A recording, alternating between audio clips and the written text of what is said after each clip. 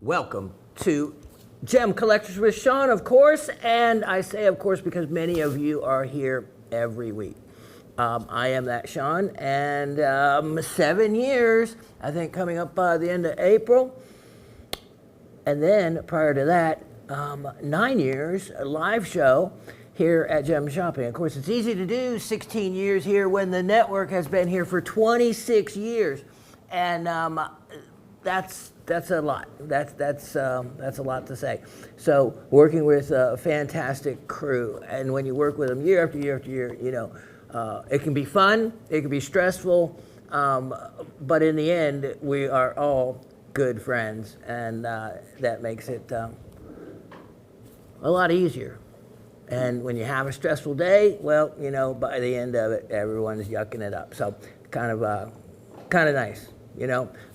My son said it best. He's a major in the Army now, and you know, when he went through boot camp, and then he actually went to a private school for 1 year too, and it was one of those that, and boot camp, they're real tough on you, you know, and have that whole persona of how they're supposed to be rough and tough, and you know, get in your face and yell at you. And I said to my son, I said, what was that like? He goes, Dad, he goes, when you realize that this is just part of what you have to go through, and this, you know, sergeant that's in your face is all part of a scenario that is about training and is just a rite of passage. And he goes, so you look at it as not taking it personally, and you know, that everyone gets that kind of treatment. And he goes, so I just, you know, slough it off and say, yes, sir, and do as they say. And you look at the training and as all-encompassing, and that those things aren't to be taken personally. And I thought, you know, that makes good sense. And he went to, for 9th grade, Tallulah Falls. It's a private school in North Georgia. Beautiful area. It's where Walenda, for any of you that go back to that time, actually walked across the wire across Tallulah Gorge, and you can still see where the wire was, and it's quite a historic area there. Anyway, so for 9th grade, he won, which normally is reserved for seniors and juniors, he won the Student of the Year award, the only one ever it's been awarded in 9th grade. And pretty much I said, well, how did you award it? He goes, Dad, I don't know. He goes, I just opened doors, said yes, ma'am, and you know, yes, sir, and did as I was instructed to. So it really showed me basically that the baseline acceptable in society for everything from, you know, being a gentleman to taking instruction has really been lowered. So for him to win it by just doing as he was told and by being polite, you know, it wasn't gender specific. It wasn't just opening the doors for a lady. It was opening the doors for whoever was behind you first and letting them pass. And, you know, in the South, that's part of really still some of the old way it, you know, gets passed on and the way it's supposed to be. My son was certainly born in Kennesaw, Georgia, of all places, and got quite a history in itself. But so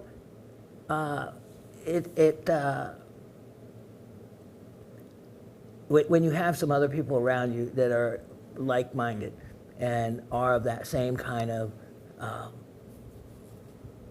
kind, gentlemanly, you know, yes sir, type thing, and you can call them your friends. Yeah, that's something special. So, okay, so you know, you got to put up with me on getting off on these little tangents right out of the gate. And it may have absolutely nothing to do with rocks and minerals, which has been my lifelong passion. And as a matter of fact, I know about Tallulah Gorge because I had to take 441, the highway that goes right through and over the river And right by the gorge where the turnoff is, you can go look at it and see it, and by the historic place where the cable was attached from Willetta. On your way to Franklin, North Carolina, see, you know I was going to tie it in, where my uncle had the property, where my entire history of rock hunting and prospecting in the Cowley Valley in Macon County in North Carolina, where Franklin is, started in 1972. So there, I tied in Tallulah with rock hunting. The gorge does have a lot of rocks in it as well. Okay, so we have a lot to do, a lot to show you today, and let's get through some of the wonderful comments that we all enjoy hearing. And we do have a trivia winner, and so let me go over the trivia questions first, so when we get to the comments, you'll know what we're talking about. All right, so the first question was, and remember, always remember the wording is important. So what semi-precious gem is composed of pink feldspar and epidote? And this is something we had talked about before, because we talked about the origin of its name. It's a place that where it was like first recognized and discovered. And that place was the Utica Mountains in Virginia, I believe. Utica Mountains. Name for pink feldspar and epidote together. I actually showed you a pair of earrings, and then I actually have the rough stones, matching set of stones.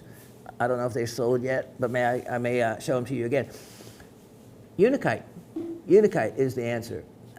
And it's quite often that the combination of pink feldspar and epidote are found together. So geologically and chemistry-wise, that would be an association to look for, to find other associated minerals when you get into prospecting to that level. But that level is how the diamond mines were discovered in northern Canada, was by following the trail of gemstones that are associated with diamonds. And until he got to finding the kimberlite deposits.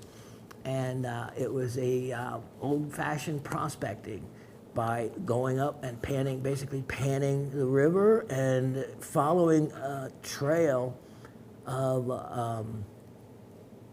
associated minerals. I think it was diopside. There was then, I think, a zircons possibly would be one. Then it was a, I think it was pyrope, garnet, and other associated gems. So as, and this person still owns 10% of Ekati Diamonds, one of the big diamond, first diamond mines in Canada. And it's neat because he was still made a partnership in it. And of course is extremely wealthy from staking the claims and finding diamonds in the northern hemisphere of the, put it this way, the northern part of the Western Hemisphere. So as each branch of a stream showed or didn't show what the trace minerals he was looking for as he went up, so he would just keep taking and following the branches as they got smaller and smaller, and it took him far up and was able to trace back the original source of those minerals and corresponding elements to those minerals that led him. So it was kind of neat. One of the last of the great prospecting stories, really great prospecting stories that really led to a monumental find. If I could only. Okay, so unicite is the answer to that. Question number 2 was, what mentioned garnet other than andradite helps create the iridescence in Japanese rainbow garnet? And so we talked about that. And I say mentioned because in some if you really get deep into reading the article, there are trace amounts of some, really trace amounts of some of the other garnets that they found. But that's not something for you to associate with. If you were to associate that iridescence with a particular garnet, it would be the grossular garnet is what has the greatest effect. And it is the lamellar, in other words, the layering of a particular chemistry, like say an andradite, and then the chemistry of a grossular in a thin layer, in kind of alternating. And it is the difference in the diffraction of light between the two that creates that. Then it also has to do with the exactly what angle of the crystal symmetry of the garnet and what face is showcasing. That's why the faceted garnets, you'll get one color, well, even on the regular crystals too, depending on what face you're looking at the garnet on, will give you a totally different color in another angle. And that's has to do with the view that you're looking at into the crystal and the diffraction of light through there. All right, so the answer, grossular. All right, now let's get to the comments. First, we have Cindy in Pennsylvania. Hello, Rock family. I will take every item on the show today. Love it all. Boy, I've never gotten a take every item comment from Miss Cindy. Very much enjoyed the discussion of the origins of the universe, planets / rare earth elements. Trivia, Unicite and Grossular, getting the answers right. Enjoy your week, Cindy, South Central Pennsylvania. You know, Cindy, I actually, right there, printed for the first time the comments out in color. It made no difference except on yours because of the shamrock. I wanted to see the green shamrock myself. And look at my name. And then my son's name is very Irish. My name is Irish. And I am 1/4 Irish. Yeah, I'm a strange mix when you put the different places together there. So, yeah, thanks for the shamrock. That was cool. Mr. Anthony in Massachusetts says, hello all, great show. I would like to say thank you to everyone for the condolences expressed for the loss of my mother. I missed a couple shows and a half, participated in 1 or 2, but I'm back.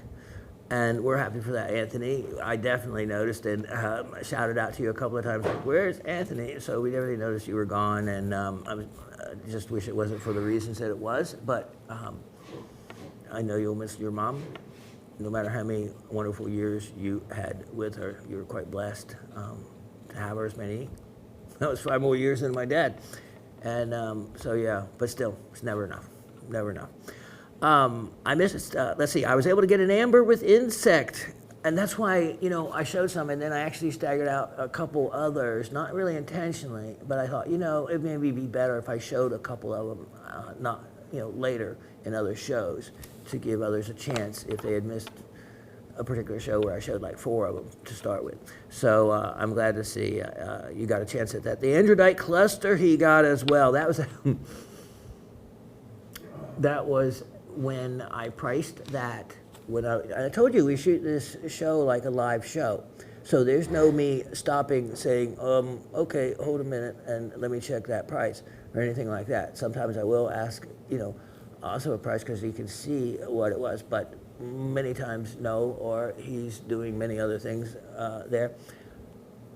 So I just made up the price as opposed to a more thought out price when I had time. And so then after the show, after it was too late, I actually saw that the price I had on that rare cluster that I can replace of the Japanese garnet that was double-sided, amazing thumbnail piece, was actually almost $40 more than what you paid. So good good deal, good job. And I was actually happy for you. I mean, especially for any of you guys. If if I'm to give away something way less than what its value is, I mean, like way less than what it's already way less than, I'm glad that it's to one of the family, let's put it that way. So glad to see you guys. Oh, and he got the parcel of Mexican opal. Then he comments, I cannot lay off that stuff. My future will be me at a table with the parcel strewn across and me with a bowl of water and a flashlight. That's exactly the way you look at that parcel. That's exactly the way. A flashlight, but not the xenon white light, new ones you find. I go to, you can get a commercial account there without a lot of trouble, but of course I have a business license anyway. So I have a commercial account to the batteries and bulb store. I don't know if wherever you live there's one near you, but we have a lot of them around here. And if you ask and describe exactly what you want, tell them the old yellow bulbs, they'll have a multi-drawer cabinet, and that's where I could actually pick out and found the bulbs that would go, the original ones, to the little mag lights and to the original flashlights where you had that little bulb that you would push down and you turn and lock in. And that light, that color light, but that's where you can find it. But they're real hard to find a flashlight that doesn't have, the old-timey bulbs in it is almost impossible. Almost impossible. You have to find the bulbs and replace them with that. So, just a hint as to where I found it, because I'm kind of a flashlight geek. And that is exactly the way you would look at that parcel of opal with, and that's a lot of fun to do. Let's see, the week before he snagged the rhodochrosite slab. Some nice cabs are in that slab. Some fantastic cabs are in that slab, and I've had that slab a long time. It's nice when you find it already like that you know exactly what you're getting, and it's a good thickness to work with that material. Getting the trivia right. Well done there, Mr. Anthony, Unicai, and Grossler. Eyes down. Mr. Jimbo says, hello, Shawn and fellow rock stars. Again, I feel so smart after watching the show. Another informative show. I really like the whole show. Keep them coming. I will answer trivia questions. Pink feldspar and green epidote was the answer to the first one. You're right, Mr. Anthony. Unikite is made up of pink feldspar and green epidote. I just think that you knew it, but you forgot to put the unikite part there. And then getting the Grossler garnet layer correct, well done. In his closing, he writes, my closing, as we go about our walk of life, keep your eyes to the ground. Who knows what's to be found? Blessings to all. Jimbo in Delaware. Miss Gabby says, greeting once again, my friends. I was surprised at my win. I'll have to thank my sister-in-law, too. We were just talking a few weeks ago about our favorite movies, and hers was The Sound of Music, the magic to the show. I'm probably not the first one to tell you that it was Julie Andrews that played the female lead. Yeah, as a matter of fact, that morning, and I'm the one that has been there. The Raven hasn't been to Stowe, Vermont, but she's actually seen the musical Sound of Music in person, which of course I don't do those things.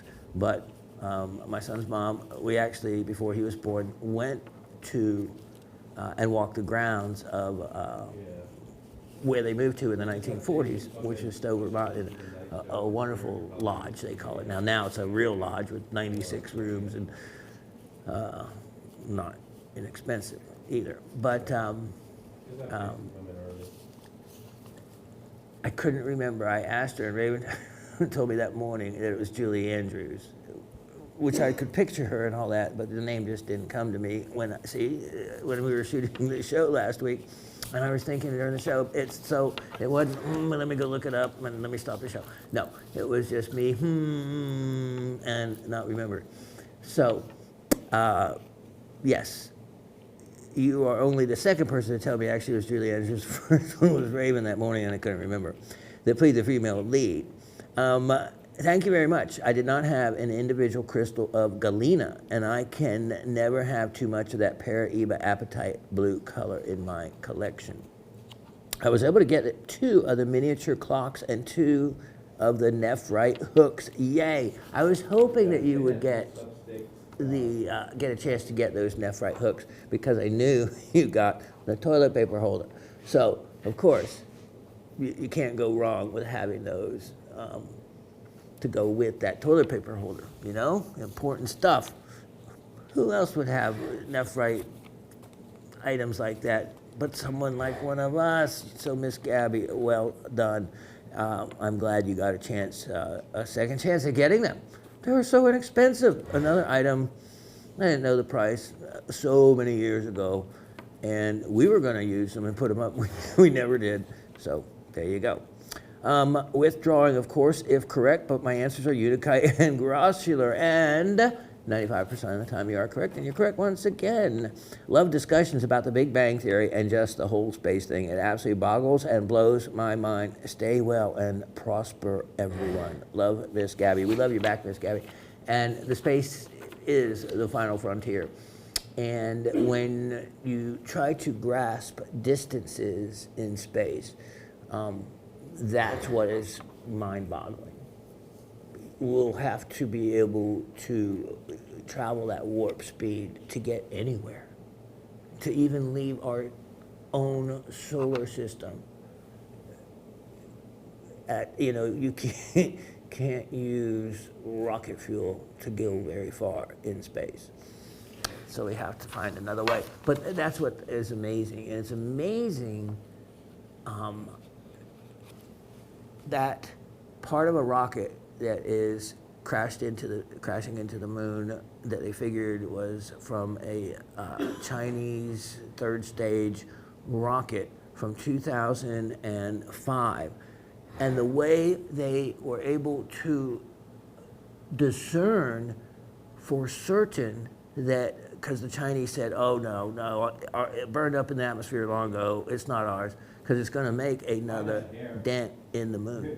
The way they determined was when the sun glinted off of the paint on the rocket booster. The reflection off of the paint was read with a mass spectrometer, which gives you, of course, all of the elements. And so they were able to determine the type of paint and tied it back to the paint that was used on the third stage rocket by the Chinese. I mean, that kind of science is amazing, and they're able to do that long distance with planets. That's why I'm glad those of you who enjoyed the periodic table with the way it broke down and how all the different elements were potentially created and by the different type of stars. So that's something I think a lot of people had no idea. And you asked me a question, and rock and mineral related, I'll have an answer for you, and then maybe a little bit more than that, as in that cool chart. Okay, we have Miss Barbara says, hi, Professor Shawn, Raven, GSN crew, and the whole Rock family. Glad to see you continue to be so energetic, heartwarming, since we have seen you struggle mighty to overcome the effects of long COVID in order to bring us a show. It almost brings tears to my eye, Barbara, and the way you said that, because that is exactly the case. And over all these years, and I still have issues with it. But at the slowest of paces I have gotten ever so better. But, you know, if I do something wrong and trigger some of the symptoms, then I'm back to square one. So they're still just lurking. I just know how to control them better. So I can come here. And thanks to the new crew who get that show posted regularly, yes, we have a whole new setup, and I am thrilled with it as well. I actually get a, what do you call it, a translation of the show. Yeah, now. So I can read what I said. Now, that is not always perfect when I go to read it. I don't like to hear myself, let alone read myself. So anyway, but I thought that was pretty cool. This is destination viewing for many of us, and it's a real disappointment when it's not there. That's important to hear, and I really appreciate you saying that, Barbara, because we take it on as that level of importance, and Asif, you know, does too. Asif does. He creates it. If I haven't made it on Thursdays, he's made every opportunity for me to be able to shoot the show on the following Monday, you know, when I've been ill. We've been pretty, you know, since I felt better, been able to get on a better schedule now. But it's important to know that it's important to all of you. And I noticed that from 10,000 subscribers, that there's already 10,100 subscribers. So, wow. Thank you all for subscribing. I'm not one to beg for subscribers, but it's neat to see that you're signing on and enjoying the show. The artist you mentioned was Bob Ross. Yes, Miss Barbara. When I saw Bob Ross, it's like, of course it was. With the gentle voice, big hair, and happy trees. And the famous singer of The Sound of Music was Julie Andrews. Okay, that's three of you now. I knew I'd get it wrong, but it's like, oh. I couldn't fess up to Raven that I couldn't remember only hours after she told me. Okay, so those tiny mineral clocks had big decorative value. Bijou items that happened to tell time, sweet. And those Goshenite euhedral crystals are so rare. That and pozodite would complete any barrel collection. Absolutely. So those clocks, of course, two of them sold. Miss Gabby had gotten them, I mentioned earlier. And there's one left. Don't miss out. I actually have new batteries to put in those clocks for you. And also, I'm recording this show on leap year day. So I know it won't be when you hear it, but happy leap year to everyone. And yeah, this show is could only occur once every 4 years. But since I record on Thursday, what would it be? How long would it be since it'd be a Thursday again? Can't think that hard. But okay, so let's explain a little bit of what Miss Barbara was just referring to when she said those Goshenite euhedral crystals are so rare. So something I like to do when someone uses a word that I might not have used or often, or that you may not be familiar with, I'll clarify it. So when she means, if you remember that Goshenite crystal, that was a beautiful symmetry. In other words, it was a well-shaped hexagon crystal. Now, the beryl family, as a whole, it belongs to the crystal system, the hexagonal crystal system. All right, so that Goshenite crystal, euhedral, means a well-formed, well-shaped symmetry of a crystal. And as opposed to one that may be etched from other acid solutions or other chemical solutions that may have passed over the crystal in geologic time that would erode away some of the portions of the crystal, or a crystal that was misshapen, and that is called anhydral. Euhedral is E-U-H-E-D-R-A-L. Anhydral is A-N-H-E-D-R-A-L. And that is just the opposite. That is a misshapen crystal, a malformed crystal, a crystal that's been etched, that type of situation. So a euhedral crystal is, that crystal you see that is just perfect. it doesn't have to be completely perfect, but it does have to be well-formed, nice even sides, and have all the characteristics that you would expect of for that type of crystal to have. So that's what she means by that. And the pozzotai, when she referred to it, yes, oh my gosh, I don't even have one. I don't even think I've ever actually sold one. It is one of the rarest crystals or rarest minerals in the world, only discovered in 2002. So new things are still being discovered. And it's named after a Italian petrologist, Pozzotta, who he got named after from his work he did in Madagascar on the granite pegmatites. Well, in the course of his work, this type of beryl was discovered. So it's a rose pink, orangish, reddish type color, depending on exactly the elements in it. But it is a cesium lithium beryl. Whereas beryl is normally beryllium, aluminum, silicate, and oxygen, this has a completely different makeup with a cesium, beryllium, lithium combination. The cesium is what really sets it off differently. The other thing is, as I mentioned just a moment ago, about beryl being hexagonal, even though this belongs to the beryl group, it's trigonal. The shape, the crystal system that it forms in is trigonal. And it's just extremely rare. And its value is worth it, put it that way. Now, originally there have been other discoveries in other places like Afghanistan and Burma, but originally it was only found in Madagascar. So a couple other deposits, but nothing of any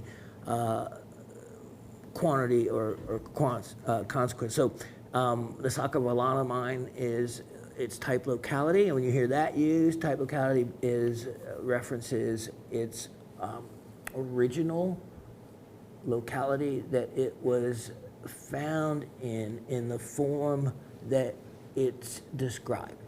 So, in other words, its official description in the geologic record or the mineral record that they keep on these things. In other words, if you found a deposit of just a massive chunk of a new mineral that had no form or classic look to it, is one thing. But it wouldn't be the type locality if its type is normally crystalline, and the form that it is officially described in other words, crystal form, hardness, and all have to be determined. And it is from that type of deposit is what they call a type locality, that they can derive the information needed to correctly and completely describe a new mineral. And that gets the type locality. So the type locality is actually the Sakavalana mine, and also the majority of where they have been found. But it is an amazing, I wish I had one, and so Miss Barbara is right about that being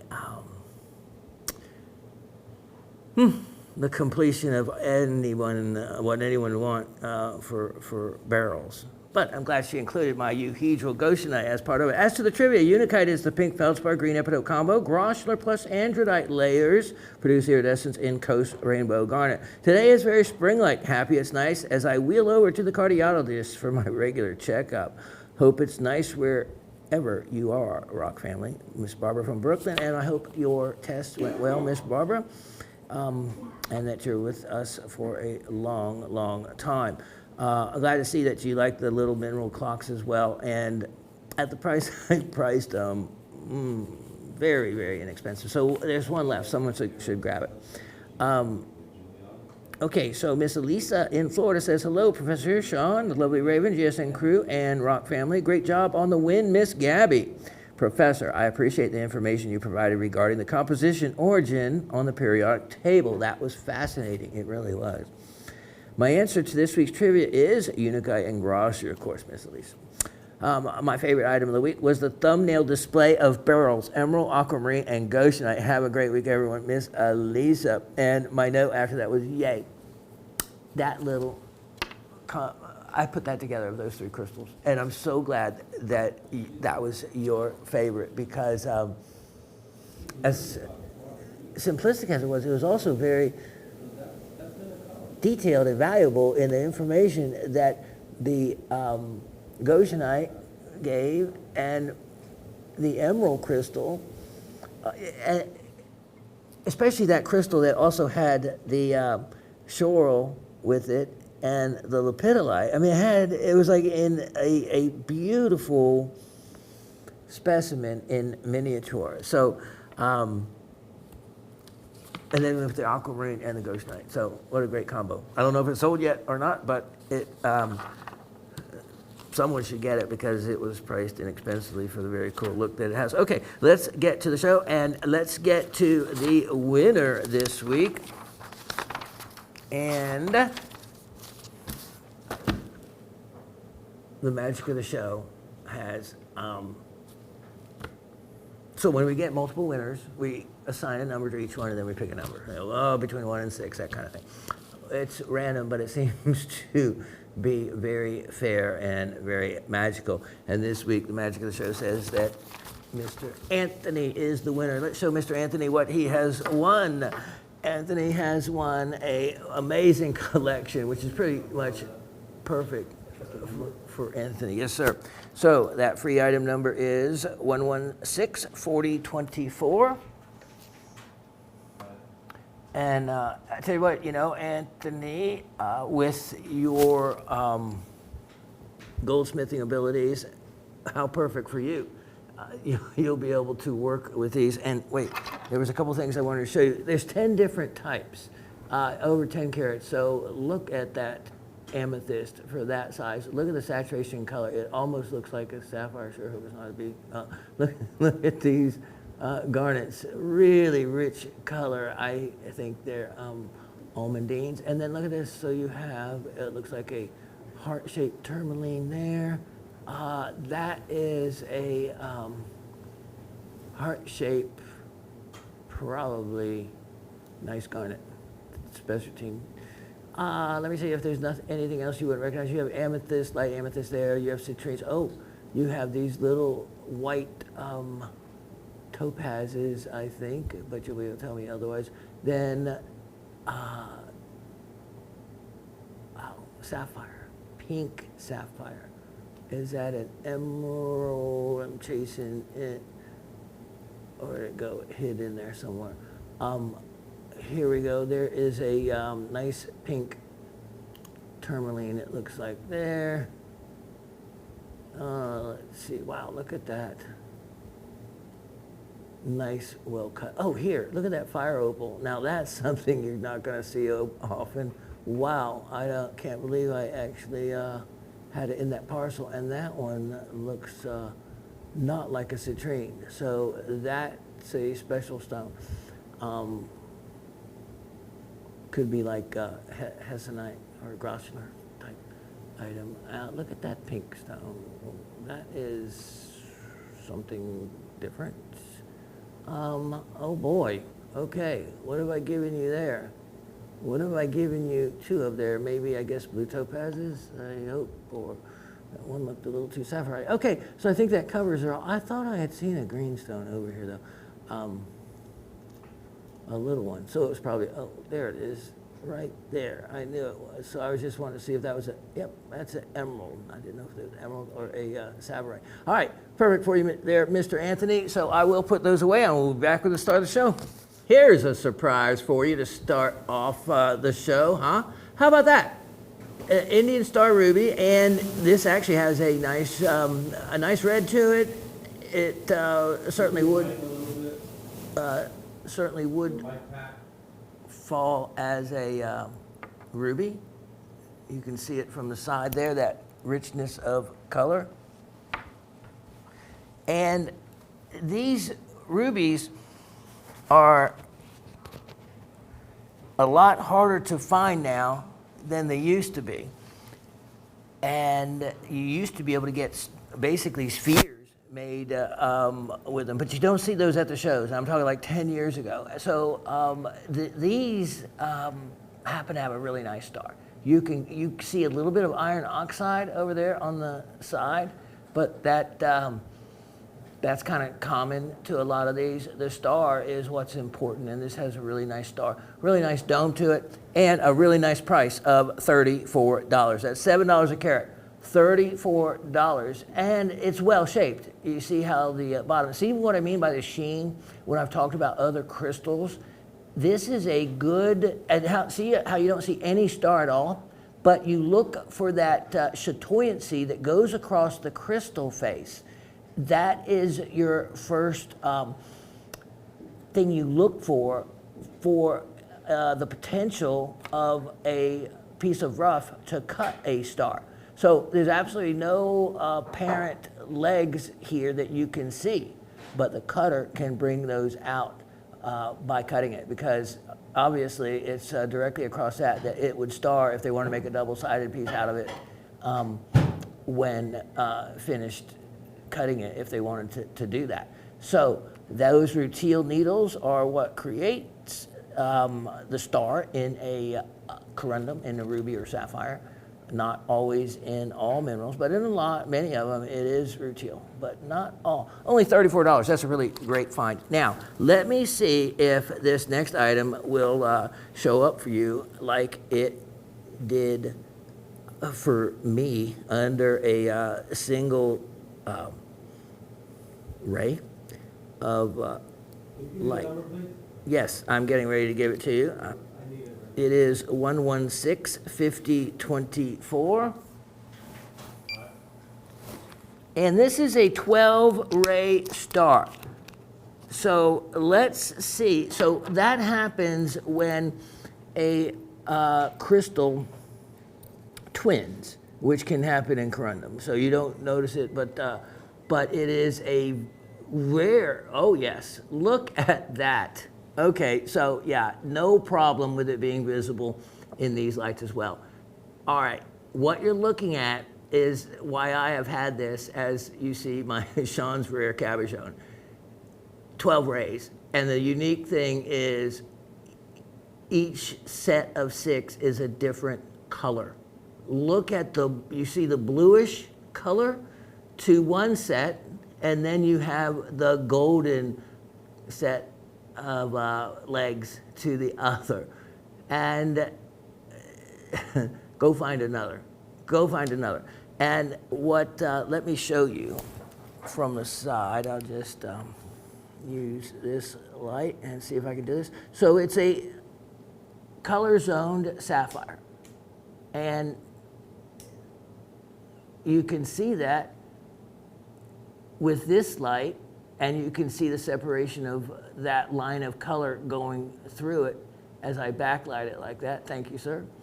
And then you can kind of see the bluish to greenish color tint when lit like that. So that is helping to assist those other legs in the way this stone formed to have that double set of, this is actually one of the finest ones I've ever seen with that property.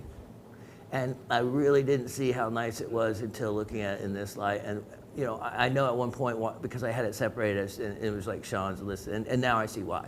This was it for a 12-leg double color star sapphire is stunning. It's actually quite unique. So anyway, this would be something that you would love to add to your collection. It's over 2 carats, so it's not a small stone. Look at it. So it's got an over 8 by 6 millimeter dimensions, and is quite the gem. If you are, especially if you're a what's the word? Because that's what I collected. I guess optical effect gemstone collector. You know, cat's eyes, stars, color change, all those kind of things. How about this? I have a price on this that does not really reflect the true rarity and value on this stone. On this guy, I am offering it for only $58. Only $58 on this one. And I don't know, what's that? Less than $30 a carat. That's crazy, well less. Let's give you another chance. Here's what is amazing and was confusing to me when I was inventorying these. This is item number 1165124. All right, 1165124. It has the exact same dimensions as the stone you are looking at right now, and a different weight because it's a little taller, a little deeper. Look at this. It is. So if you miss out, you have a second chance. Here is another 12 ray, and why I had it set aside as Shawn's rare cabochon. It has a higher dome, and that's why it weighs a little more. But if you wanted a pair of them, that's one of those, okay, go find another, because they have the exact dimensions of each other. And 12 ray star, how long do you think it would take you to find exact measurements of 12 ray stars, with one set being blue and the other set, being golden? They're identical. Now, what is different, have you noticed, is the zoning. The zoning of that other one had that clearer bluish green stripe down through the middle. This one, the zoning goes a little, you actually can see the chevron. In other words, the angled corner of the hexagon crystal system there. You can see it at the left-hand side, where it comes to a kind of a triangular point, or actually, what would be a hexagon corner, the obtuse angle that you see there. So here, this is again a real treat, if you like these kind of things. And you know what? That's the thing about pricing something in a price per carat. You can have exact same dimensions and look, and yet you pay more. But in this case, I'm not going to do that. I'm going to make, even though the stone is larger, the price the same, $58. $58, because you have the dimensions the same. So when you price it by, that's why the thing about buying diamonds, when you buy it per carat, you got to watch. I have seen 6mm stones, which should weigh about a little over 3/4 carat, 75 points, weigh a carat, and they're sold as 1 carat gems, right? But they have the diameter of about an 80 pointer.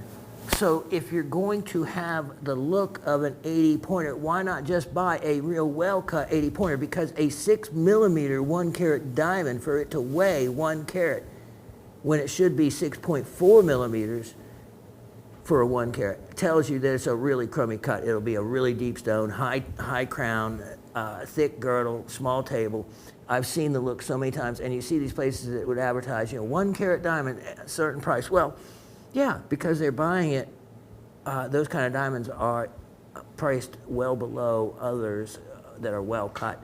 So they get a discount, they advertise the stone as being 1 carat, and tell you, yes, it's 1 carat, but it actually has the physical look of an 8 pointer or a 3/4 carat.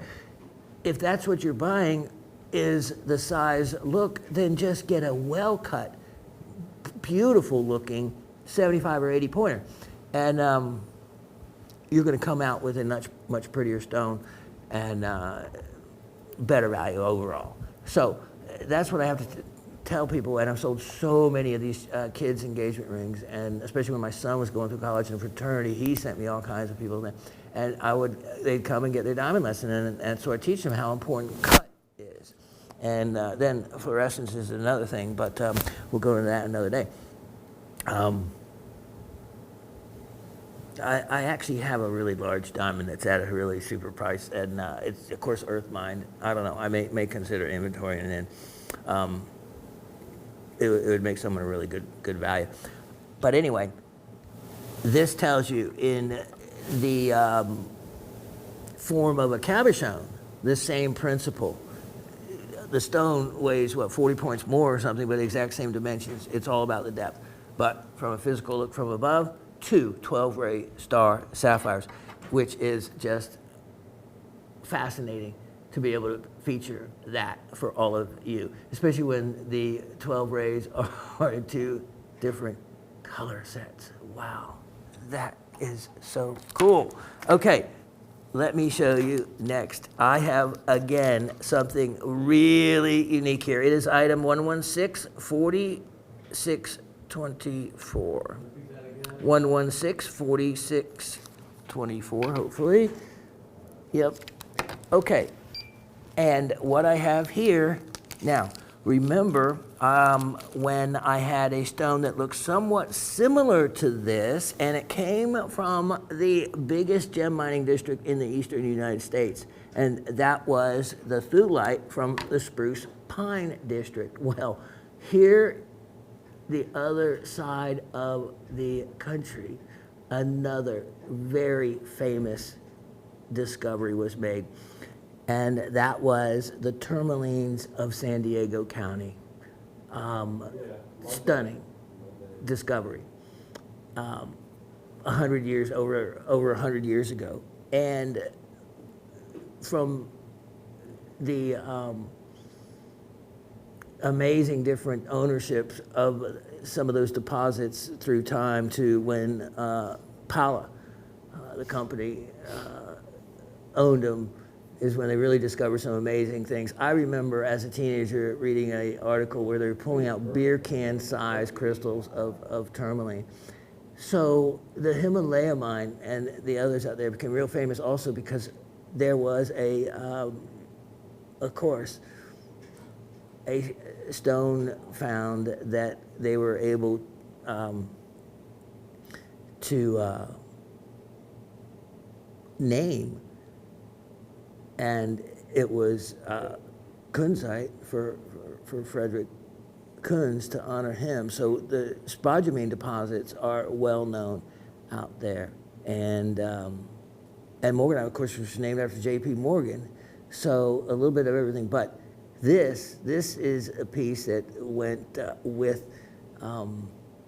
the same estate had it. So they collected rare made in America stones. This is a classic for the Himalaya mine. When you look at the crystal specimens that come from the Himalaya mine, you have lepidolite, which is part of them. You have the quartz, and it's kind of neat. I'll show you in a minute. So you have the quartz, you have the pink tourmaline, and the Himalaya mine was well known for a particular color pink, and like a hot pink, and this certainly falls into that range. And so the crystals, depending on the angle that the stone is cut and the angle that the crystal it lays at, depends on how the crystal looks. So this, in a way, looks like it wouldn't be part of a tourmaline family due to the hexagonal shape, but again, there is many tourmalines that will look like that depending on the angle that they pass through the stone and that they're cut. And this, if we look at the back side, or it's actually double-sided, you can see that the difference from the way it looks there to how it comes out over here becomes completely different. So you have multiple crystals of tourmaline here. Then you have your feldspar, which is another classic. Oh, here's the lepidolite. Look at the lavender lepidolite and look at the reflections that you would expect and get from micas. And you have that. Also, here's another thing that I did. I did hardness tests. And you can also tell from the surface polish. So the quartz develops a certain polish. And when you hit something of a different hardness or material, you can tell, you can see the porosity that is common to certain qualities of tourmaline. So you have those areas, pockets like that. You also have those kind of inclusions that are found in it. Here's the lavender color lepidolite, lavender to whitish clear. And so you can see by the polish, it's actually undercuts. In other words, it cuts faster than the other surrounding material. And you can actually see that. And so you can do hardness tests. This is really soft. The quartz hardness was as you expected. Then this, see this, if you look at this at a different angle, it would actually straighten everything up. Okay, picture these as crystals of the type feldspar, I believe is most commonly albite, but either albite or clevelandite. So clevelandite forms bladed crystals. So if you actually turn these up, these actually look like bladed crystals, but this was cut at an angle that makes them appear as they do. But the hardness is definitely tests out as softer than the quartz, harder than the surrounding thing. So definitely feldspar. So we have quartz, we have feldspar, we have lepidolite, and we have the tourmaline, all in this piece. And stunning opportunity here. It's drilled, so it's ready to be made into a pendant. And now look at this. Let me show you. This is a interesting little aspect of it. So let me just backlight this for you. Look at that. So what looks like look at that spot right there. And let me get my little pointer. And so the spot that looks so dark is actually one of the lightest spots on here. So it's right there. So you can see actually into the whole piece. You can actually see crystal. See, look at that. Look at those crystal deviation lines where the separate crystals form. Now, because of course this is solid, so we have to look at it as a solid. So these all formed and everything grew and filled in together. But backlit like that, you can actually see those separate blades like that, and that's really, really cool. All right, thank you, sir. Now, so here is that spot that looks so dark, but ends up so much lighter colored. Anyway, this is a neat treasure, and I was going to do something with it one day. Oh, here, let me see that so you can see the different material. And tourmaline can often be pitted like that. That's why this quality, of course, was as a massive piece, all formed together. Now, there is no other deposits that the material, because remember this, I like to always figure out what's what and to verify. And so when this was listed as Himalaya mine, of course I wanted to, and it's fun to do the research on a piece to verify origin. It helps to know ahead of time to give a hint to where to start. So with that, and knowing what a neat, unusual location, it didn't take long for me to find numerous, and the only combination of these four minerals together was and is the Himalaya mine. So that was pretty interesting to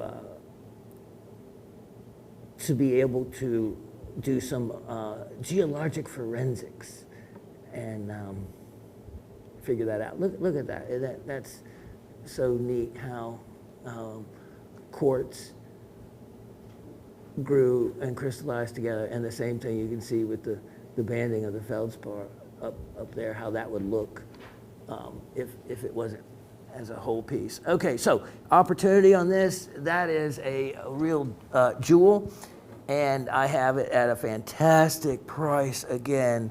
A one-of-a-kind cabochon. I don't know, whatever it might have been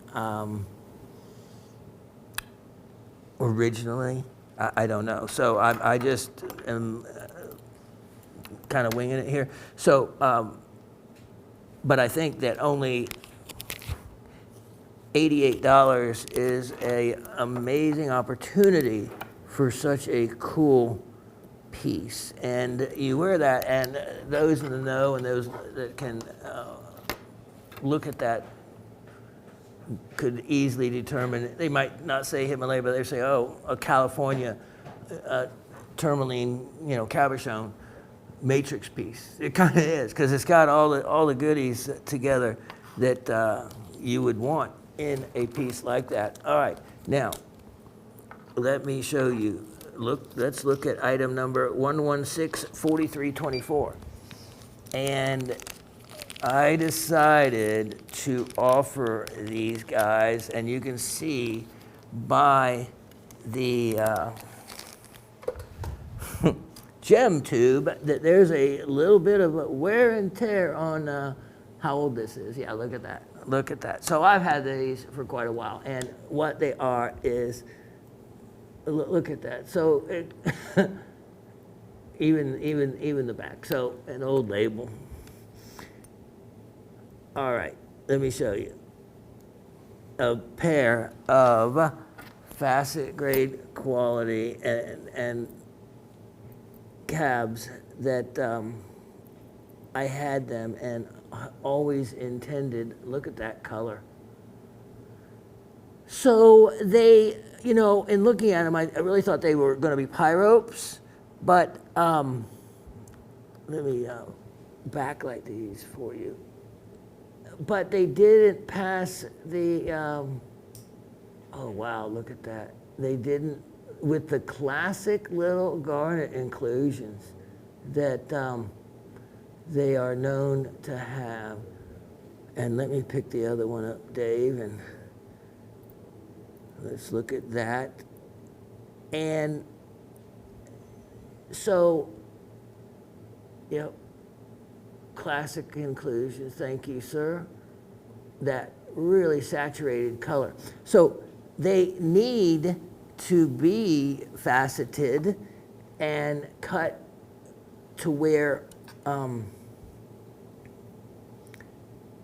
the brilliance will come out.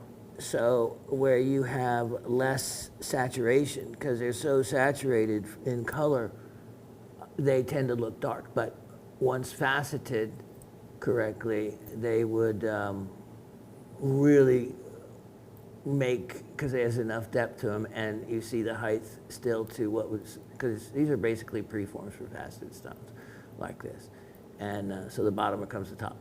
And one is a little bit nicer than the other, but they have the, just like you see in the Spessartine Mandarin garnets that have a lot of those little inclusions in them, garnets often will have.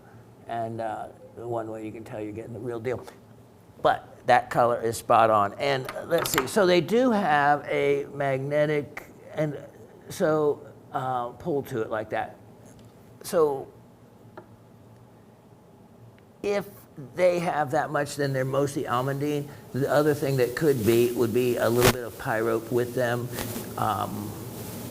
But as far as them being rhodolite, I don't think that they would make that classification. But that's a really gorgeous color for almandine. Anyway, I have the two stones for you.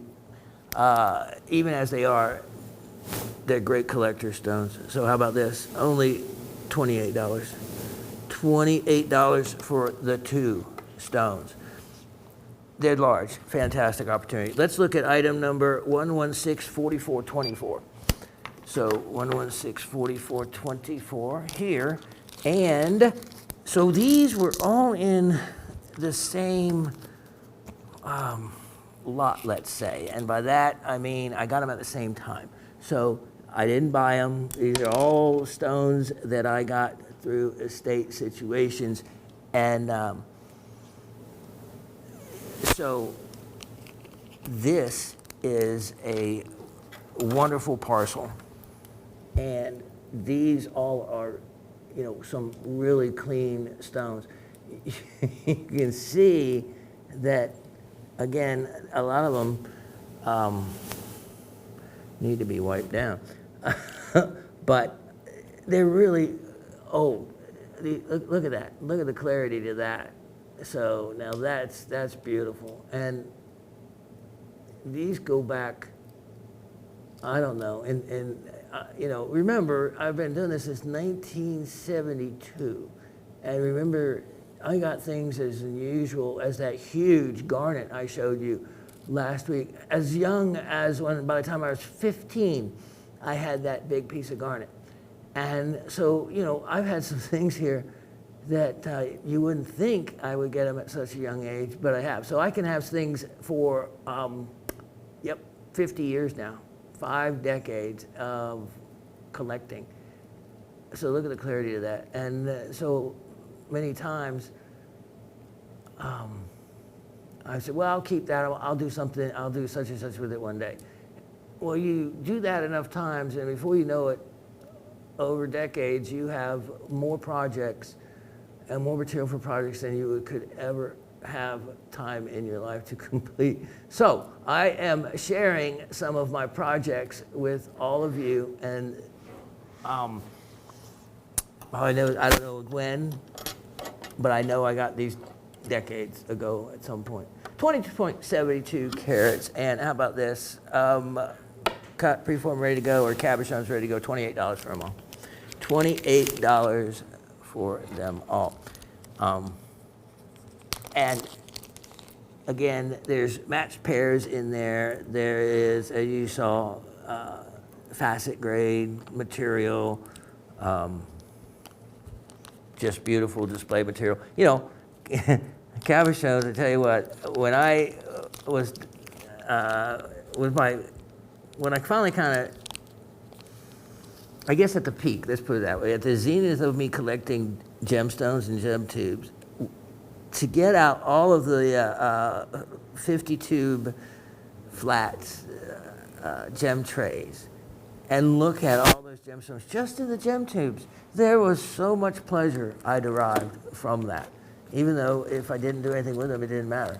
Just looking at them and having them, I don't know. There's a lot of joy to that, I found. But that's a rock hound for you. Okay, now let's look at item number 1165624. I am getting ready to show you 2 items, and they are, so in other words, I have a quantity of 2, or someone can buy both of them.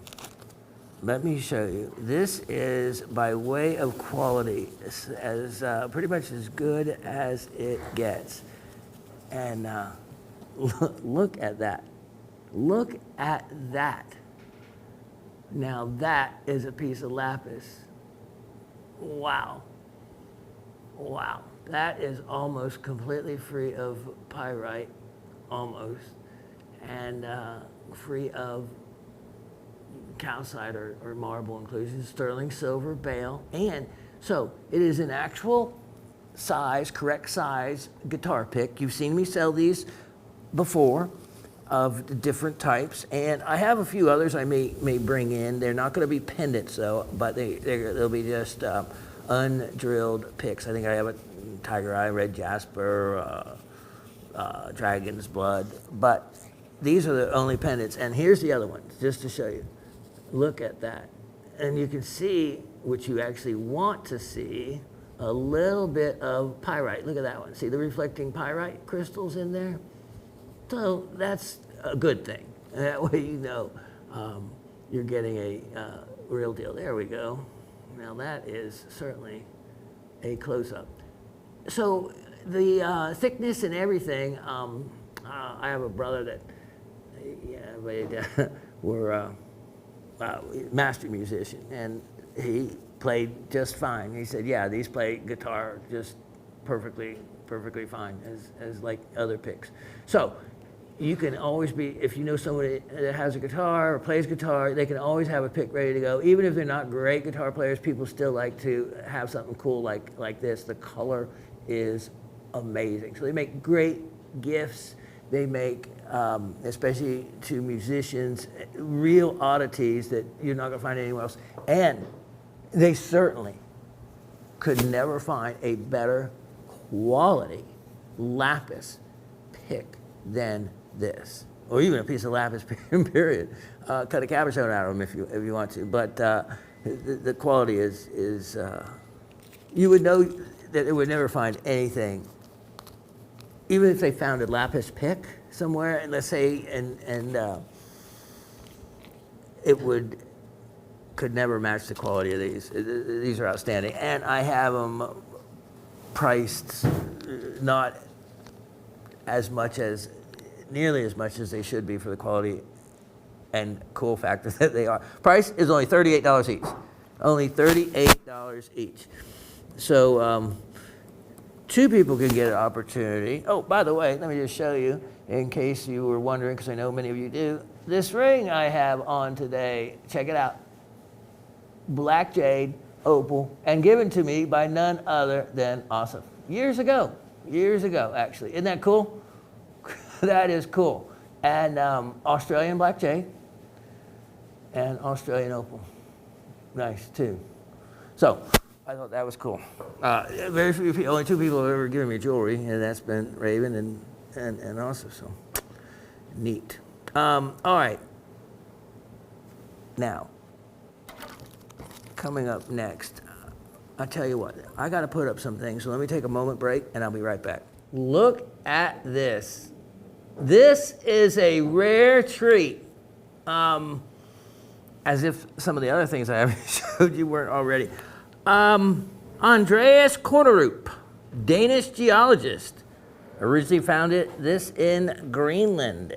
It is really only known to be found mostly in Sri Lanka originally. There have been other discoveries made. It's a magnesium aluminum silicate type of thing. So it's some simple composition, nothing really fancy like other minerals, but hardness of 6 to 7. It does form sometimes in a amazing, beautiful, bright green. Now, also, some of the beautiful, like 7-Up bottle greens are found with cat's eyes. Just a beautiful cat's eye down the middle of them, and I have sold them before. Now, the really rich green colors to corner of pine, the faceted quality, they're upwards of 400 a carat. I didn't see anything bigger than like a half carat, and I'm talking about like a Savarite green. It's just stunning. But they were included and very expensive. This is more of a classic color for Sri Lankan corner pine. It is considered a very rare stone. So look at that. Now, I'll show you, of course, I've always said before that the black doesn't make any difference in the change of the color tone.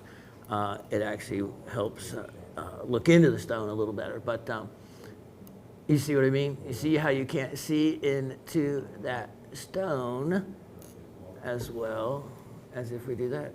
See? Isn't that something? So, just in all fairness, so you know. All right, this classic oval cut. So this is a classic cut, and I say that because I may have another one that isn't. This is over 2 carat. So not a small stone. The beautiful, beautiful bright greens, they were all much smaller, and but still 400 a carat and that kind of thing. And I was like kind of shocked. I mean, they were pretty, but if I was going to spend that for that kind of green, I could get another type of stone that would be probably a better value and something more recognized, unless you just wanted to be a collector and keep it. Because those kind of stones, you just pay that much, it's not something you would necessarily want to put in jewelry. You'd rather get a Savarite, something harder. Anyway, this stone, only $77. That's only $35 a carat. And it has a large look to it. And to show you that here, everyone's familiar with my ruby, so I'll just put it next to the ruby so you can see it See, so it's got a nice overall size to it. So for only $77, great value. Now, let me show you item number, so you don't have to chase it around. Okay, so the next 1165924. 1165924, and let's see what that gets us. All right, so let's go with another corner pine, a carat 65, and this one's only $48. Look at that cut. Look at that. Now this is a different cut than the other ones. The other one was a classic brilliant cut, what they call a brilliant cut oval. This, you can see that the pavilion is different, and it is stair step or step cut. You can see there's 3 steps or, you know, rows. Oh, there may be a little, well, just 3 on this. It is actually a classic type cut I see used by Sri Lankan cutters a lot. Not that it's used elsewhere, but Sri Lankan cutters like to use it a lot for their sapphires.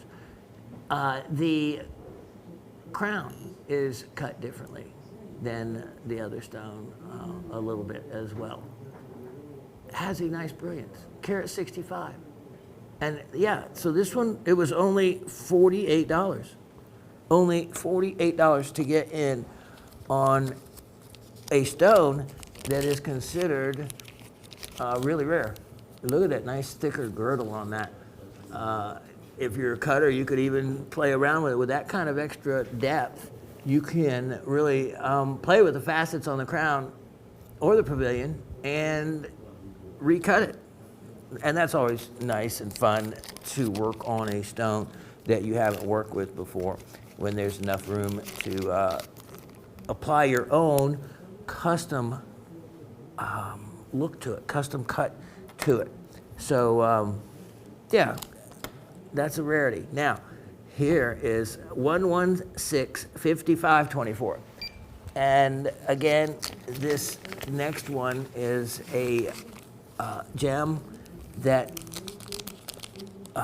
I set aside, and Dave, I'm gonna let you work your magic on this because there's an inclusion in this stone, and that's why I kept it, because you know I love unique inclusions. And by the way, I was looking, and I may be offering it for sale if anyone might be interested.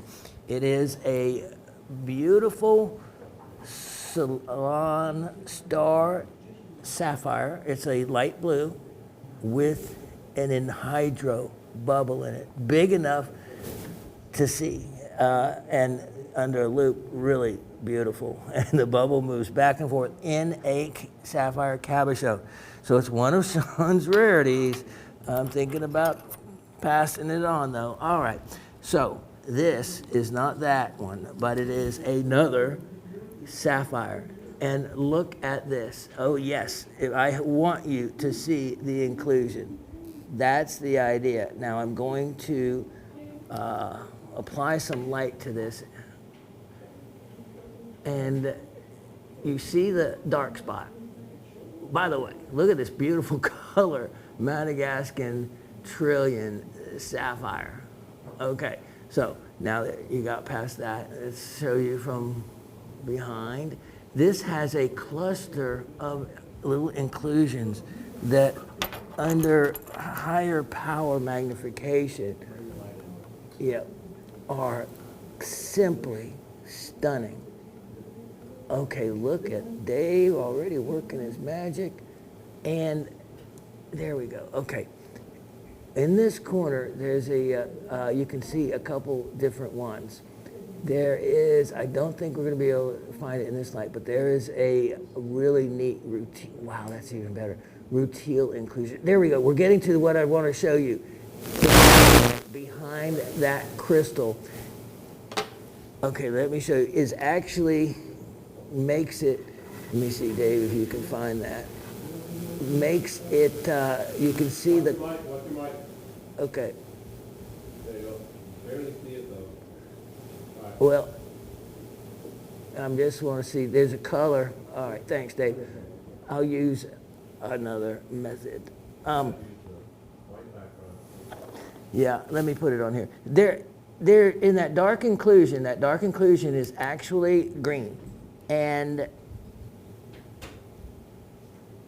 it is really unique because I was trying to determine what exactly, and we're just kind of experimenting as we go at the moment to see if I can bring that out, because the inclusion makes it really why I kept it and wanted it all those many years.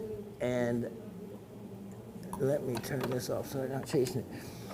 So that's part of the enjoyment to things like this, is examining and looking at items in a different light. In other words, instead of looking at the inclusion as a negative, look at an inclusion as something really unique and positive. And let me do one more thing here, Dave. And let me just see. There we go. All right. Yeah, need more light. All right. Let me do one last experiment here. And with this big screen TV, it's a lot of fun to do it here when we're messing around. Okay, yeah, that's in a different place. Let me try one more thing and back like that. Can you work your super, there we go. There's the inclusion. And there we go. There we are approaching the green color that I was trying to show you. So take my word for it. Thank you, Dave. When you get this at home, put it on top of a flashlight, and then you'll all of a sudden be amazed. It's a really beautiful. Anyway, the stone's beautiful, even with or without the inclusion. But the reason I kept it all that time was I am. Some of you may have heard this story, but if you haven't, I'll tell it to you. So when I was like 13 or 14, I have two older brothers, one younger brother. They just had the biggest time making fun of me because they opened up. I had a periodical, a magazine that was for rock and gem and mineral enthusiasts, and it was came every month. And so one time one of them grabbed it up and looked at it and opened it like as if it was a man's magazine, and to their surprise, right under there past the front page, there was, and every month, the inclusion of the month. Oh yeah, inclusion of the month, kind of centerfold style. And boy, if the old rock nerd here didn't get some ribbing from that one, that kind of magazines I looked at were rocks with an inclusion of the month. But with that, over the time, came a lot of knowledge, and came, I think, my initial original passion for looking at crystals, at cut stones, for those unique inclusions that, for one hand, like in the case of emeralds, especially emeralds, you can determine origin easily by the inclusions in them. You can also with Burma rubies and other type things. And it becomes important. Origin, can make a huge difference in sapphires, whether it's from Ceylon, then going up the ladder in money, apples for apples. You have, probably if you were to list them, kind of basic value, you have Australian sapphires, then Thai sapphires, then Madagascan sapphires, then Ceylon sapphires, then Burma sapphires, then, of course, the top of the ladder for sapphires is the Kashmir sapphires for origin relative to value. And so it can matter a lot. And they determine that mostly origin by the particular inclusions that are found in the stone. In corundum alone, upwards of 50 different minerals, other minerals have been found in rubies and sapphires and corundum. So this, I'm not sure, it may be a six-sided crystal. Mica is often found in here, but it's got a greenish kind of tint, but it could be a, like Fuchsite mica. Sapphires are found in Fuchsite, so why couldn't it play around the other way? So anyway, all that said, how about an incredible deal on this stone for only $48? Yep, only $48. So I've kept it for decades to sell it for $48. But that's all right. Again, the inclusion to me is a bonus to it. And, it's maybe when they would actually value it, it would be more if it didn't have that inclusion. But with it making it less expensive to have the inclusion, but having the inclusion, to me, I don't know, that's just a bonus. That's something extra. I like that. Okay, now, let me show you item 116-4824. 116-4824. I have a world-class, amazing something here that I had showed you a couple others similar, but this one is, I don't know, this one may take the cake. Check out this dendritic quartz. This is stunning. Look at that. That is a jewel. A jewel, let me try. There we go. Look at that. Look at that. That looks like living coral or something.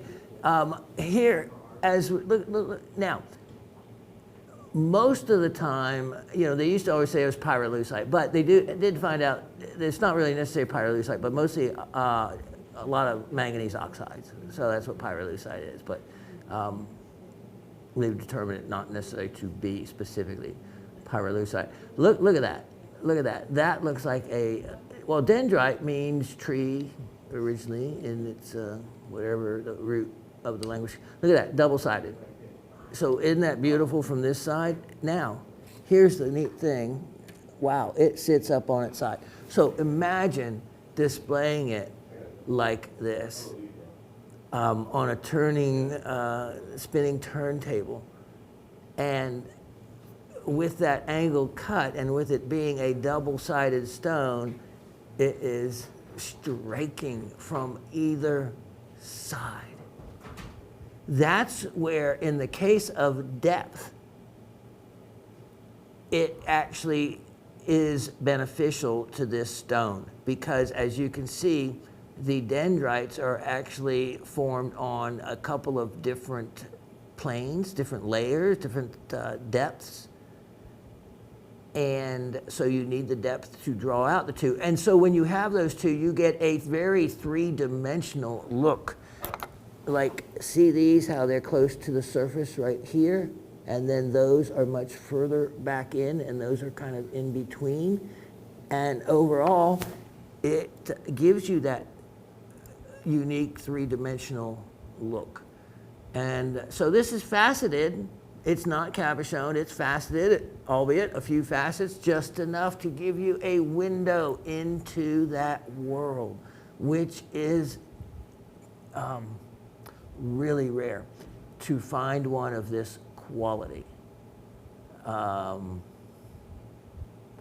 this, it has to be, translucent, transparent. Everything has to be just right for one to come out like this. This is stunning. This is a work of art by Mother Nature. This is large enough to easily be displayed. You can see, remember, there's 25 millimeters to an inch, 25.4. So it's over an inch in either direction and 9 millimeters deep. And it is at depth that is, again, really helping to give it that three-dimensional world. Let me show you, as Dave comes back away from it, how it looks, how big it is relative to my hand, and how visible the dendrites are. Look at that. I mean, even with my hand behind it, take away my hand, and those dendrites are visible from feet, many feet away. I can't tell you how rare and how hard it is to find a quartz with dendrites of this quality and double-sided and everything that this has going for it. It seems to actually be faceted even at the correct angle intentionally so that it could sit like that and be, well, shown on a spinning turntable from and be beautiful from every single direction. That is rare. I showed you a couple others. Those were stunning. Those were stunning, but they were thinner and they were one layer of dendrites. They weren't the multiple layers at different depths. And it is, again, those different layers of depth that really bring out a three-dimensional look. And, you know, any kind of artwork that does that is like you're supposed to paint in multi-dimensions. And that's why Bob Ross, yes, the soft-spoken painter, could actually do that. I would watch him take that canvas, and in an hour, he could paint, and you could look into the depth with the mountains in the background and the trees, and then he put snow on the thing. And it was just amazing. It was amazing. I was always impressed with Bob Ross, but, you know, nerd I would be. Anyway, this stunning stone, I have a incredibly inexpensive price on. Only $128. I could not replace it for that. I think that's like roughly $1.50 a carat or so. I don't know.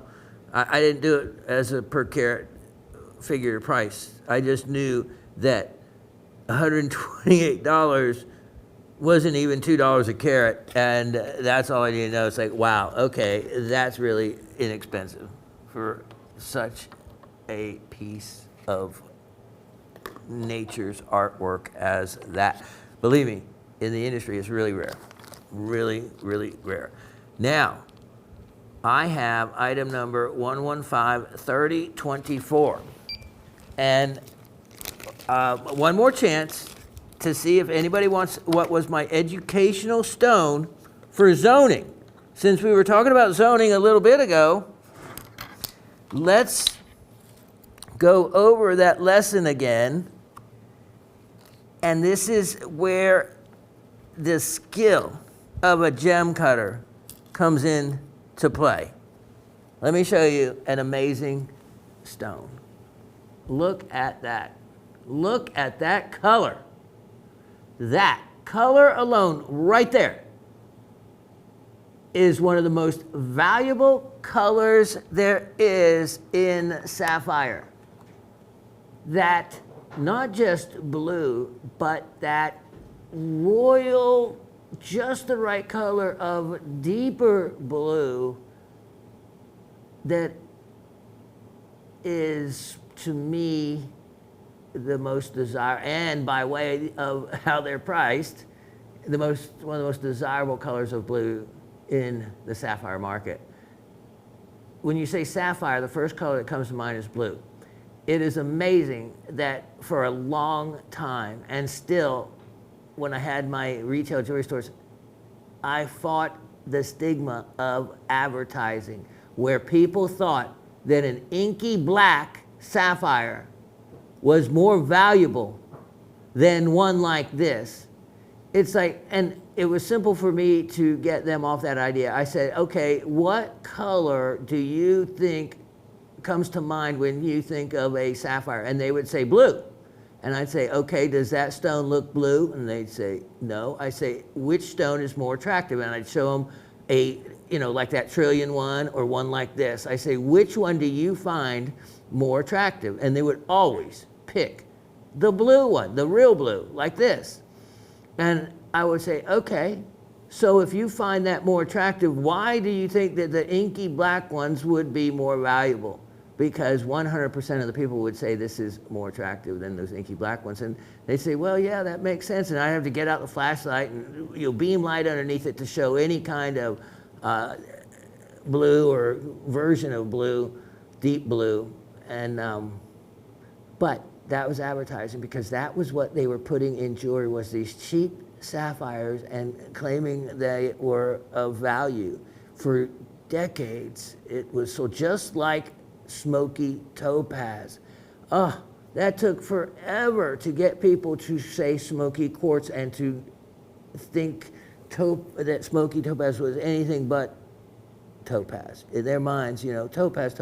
No, it was a misnomer used by the big department store retailers, and it became ingrained in people's mind that a smoky quartz was a smoky topaz. And, you know, so I always had to retrain them on that. So this color blue, the royal rich blue, and as a matter of fact, the blue on the screen you see that Gem Shopping uses, that beautiful color blue. All right, now let me show you. Let me show you what is making that blue in this stone. That. Just that. A little bit of blue in a clear sapphire, cut correctly and placed right at the culate of the pavilion. In other words, the bottom of the pavilion, centered, except in this direction, you can see it's a native cut, how it's off center. And that's what I love also about, you can see this has only been cut one time, because on a recut, they would have centered that more so. But to maximize the weight, and they did still an amazingly great job on use of placement of that area of blue. Bam! That's amazing. And Latif is on the graphics now, and he's cut, and I'm sure he's thinking the same right now. It's like, wow, the difference zoning and placement of zoning, what it can make in a sapphire. So that's why I used it as my educational stone for quite a while, to show everybody just how important that stone cutting can be, the way a stone is cut. And then also how, if this stone was set in a mounting, in a bezel set mounting, even with the back open, you would never, see, if the back was open, you would never still be able to tell that this was anything but a all blue sapphire. So that's why also sometimes it's best to buy some things loose, or, you know, no.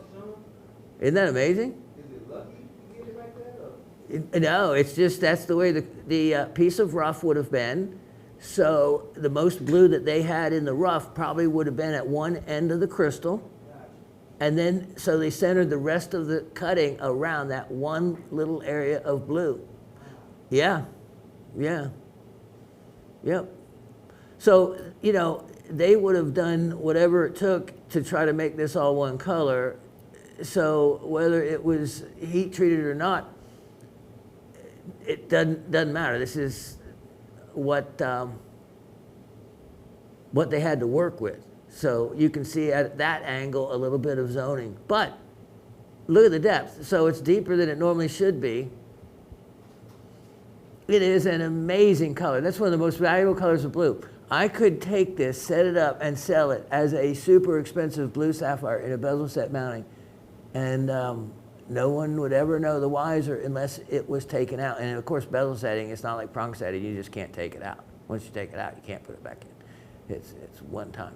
So Yeah, this is a stone that be used for deception. That is an amazing, amazing lesson right there. I mean, wow.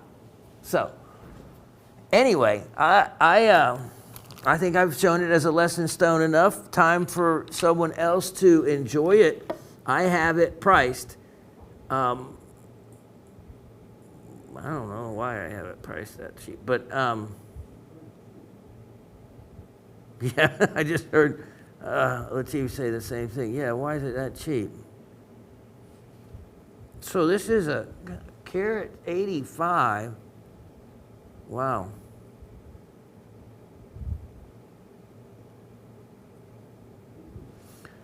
Yeah, my numbers aren't coming out here. I'll tell you what, let's just do this.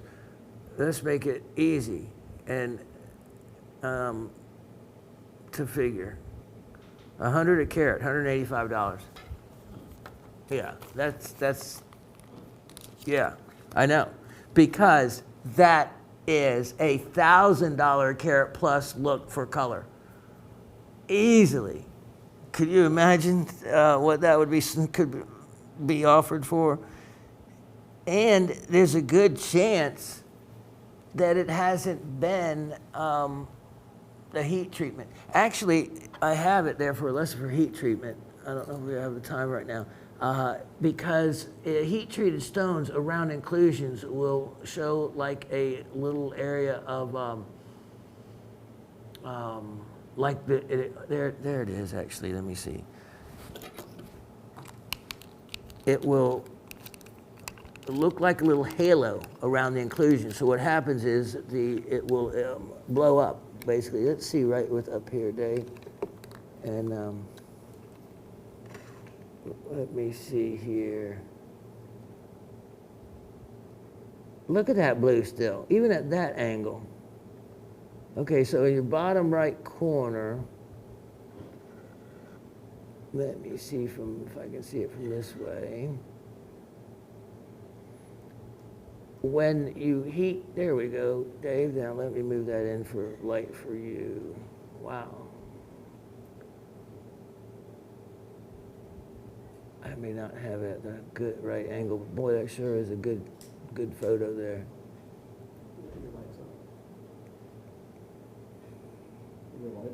Yeah, isn't it? No. That might make a difference, Dave. Thanks. Okay. There we go. Now, there it is. I got it. Okay, let me get my pointer here. And Dave, you iris as needed. Okay, so there's an inclusion here, and that's why you see it. And as I turn it, the inclusion's right there, and there's one at the edge.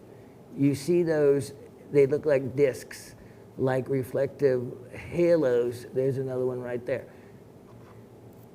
There is one right there at the edge of the table. There we go. Let me see if I can steady my hand. Ah, there, it's perfect. Look at the one right at the edge of the table, right above my tweezers, right there. And okay, you see how there's a white kind of center? That is the original inclusion. You see the illuminated disc around it? It's a little bit lighter color, but it looks like a little halo or disc around it. That is a sign of heat treating. So they did try to improve it. Because what happens is it causes the inclusion either to melt or kind of to explode outwards. And depending on what the inclusion is and depending on what temperature, so some heat treatments are just low temperature heat treatments and that's all they need. Others are higher temperature depending on what they're trying to do. But when you see those halos around an inclusion, that is usually a really strong sign that it has been heat treated, which we know. I mean, we just always, you assume that a stone has been heat treated before, unless it's been papered otherwise, or unless you know what to look for in a untreated stone.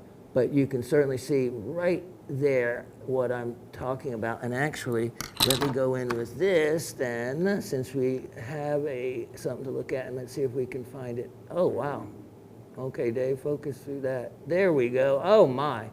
Okay, so it looks like 2, but I think that's the edge of the facet that's causing it to split. You can see it exactly what I'm talking about. Yeah, so if I change the angle of this, it becomes, it's 1. So yeah, here we go. Stay with me there, Dave. Wow, awesome. There it is, right there.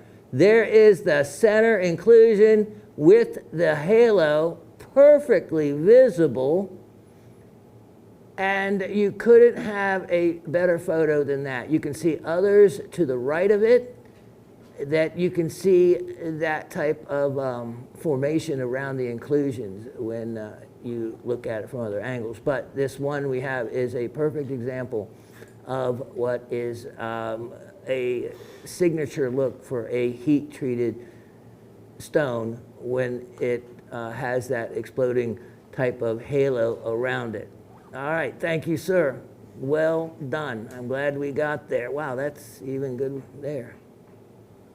Wow, okay, and there's actually a couple of them in there. All right, so that stone is why I have it as a educational stone for heat treating, and you see right there in the graphic, cutting and heat treatment. What a gem. And you know, again, $1,000 carat look or more. That is a real beauty. Okay, now, next, let me show you item number 1164524. And what I have here, let me get this out, is 2 necklaces. So, but it is only 1 item. So 1 item. Let me just move this to the side. So you get both necklaces in this opportunity, and they are amethyst. Look at these beads. So here's 2 necklaces, and because they're 16 inches and so many people like to wear something longer, that's why I only had 2 of these. So instead of making 2 separate 16-inch opportunities, I just am combining them for one person to get them, so that you can make a 20-inch and a bracelet, or a 24-inch and a bracelet, or whatever you like. Yeah, there we go. I want to show you. Wait, Dave, wait. Yeah, you can see several have chevron formations in them, which I really like. And you can see the chevron, again, formation, because quartz is hexagonal, so you can see right there, just like as in ruby and sapphire, when you see that V shape, and they call it chevron amethyst. Look at that. Look at that in these. So I find that that's something I like in amethyst beads, especially when they're opaque. You see that. So to have them in these transparent beads, that's really neat to see. Neat to see. So these are roughly tumbled squarish beads. Beautiful natural color.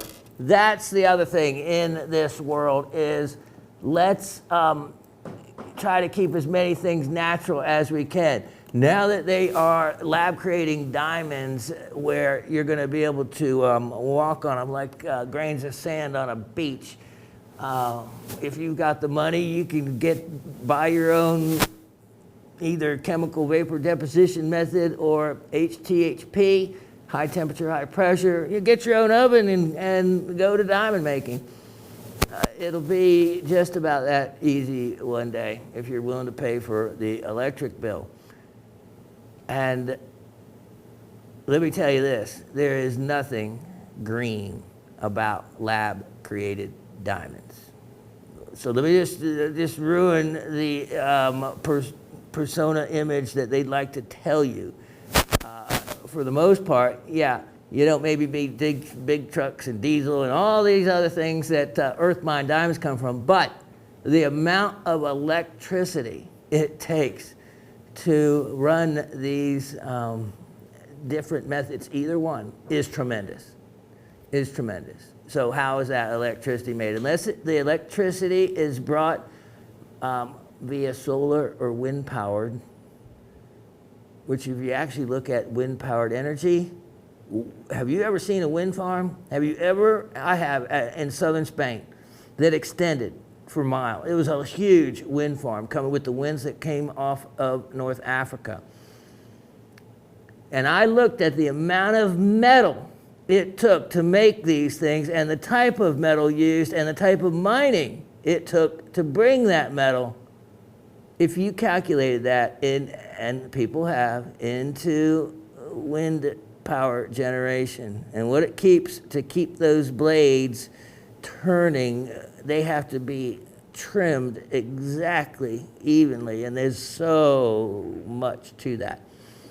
Anyway, that people have to give that a second look. I think the best thing is solar so far compared to what it takes to bring you solar. So anyway, that's me going off the side. But guess what? Not really, because all of it has to do with Mother Earth and rocks and minerals and elements. So there. Okay, here's an excellent deal, because guess what? You can get everything you are looking at for the price of, let me get the right bag so I don't tell you something really ridiculous, $38. $38. And I only have this one set of 2. So let me just put those, whoops, they're quite hardy. And anyway, you could make a choker out of these because they are 16 inches each. And wouldn't that be a neat look, actually? Wow, that would be. So let me move that for the moment. Bring this over here with that beautiful sapphire. Put it right there while I free up my hands too. Ooh, that's kind of pretty. Spin it around like that. All right, now, let me put this away. So that, as I'm putting away that dendritic quartz, I'm looking at it again, marveling, simply marveling at it because of Mother Nature. Okay, now, let me show you item number 1164724. I need just to get the show and going, because I have, as I think about all these different things, the places I've been in the world, and all these stories I want to tell you, and I could just get sidetracked. Okay, let me turn this guy off. I will take this away while still leaving you a beautiful sapphire to look at and bring you the next item. Check these out. Look at these. Now, see, everything I show you seems to have a story that I can bring to you regarding it. PowerShell. This is a type of abalone. Now, I have 2 stories that have to do with mollusks. And one of them is the PowerShell, which is a type of abalone. It's called marine opal at times because of course, this incredible iridescence that, and I could tell you how the iridescence is created in this, but that's another story. But you can see how it could look very much, and does, like opal. You can see it's layered right there. And these are actually double-sided, so that's kind of cool. That means that this iridescent layer has to be thick enough to do that, or they would have to be laminated together.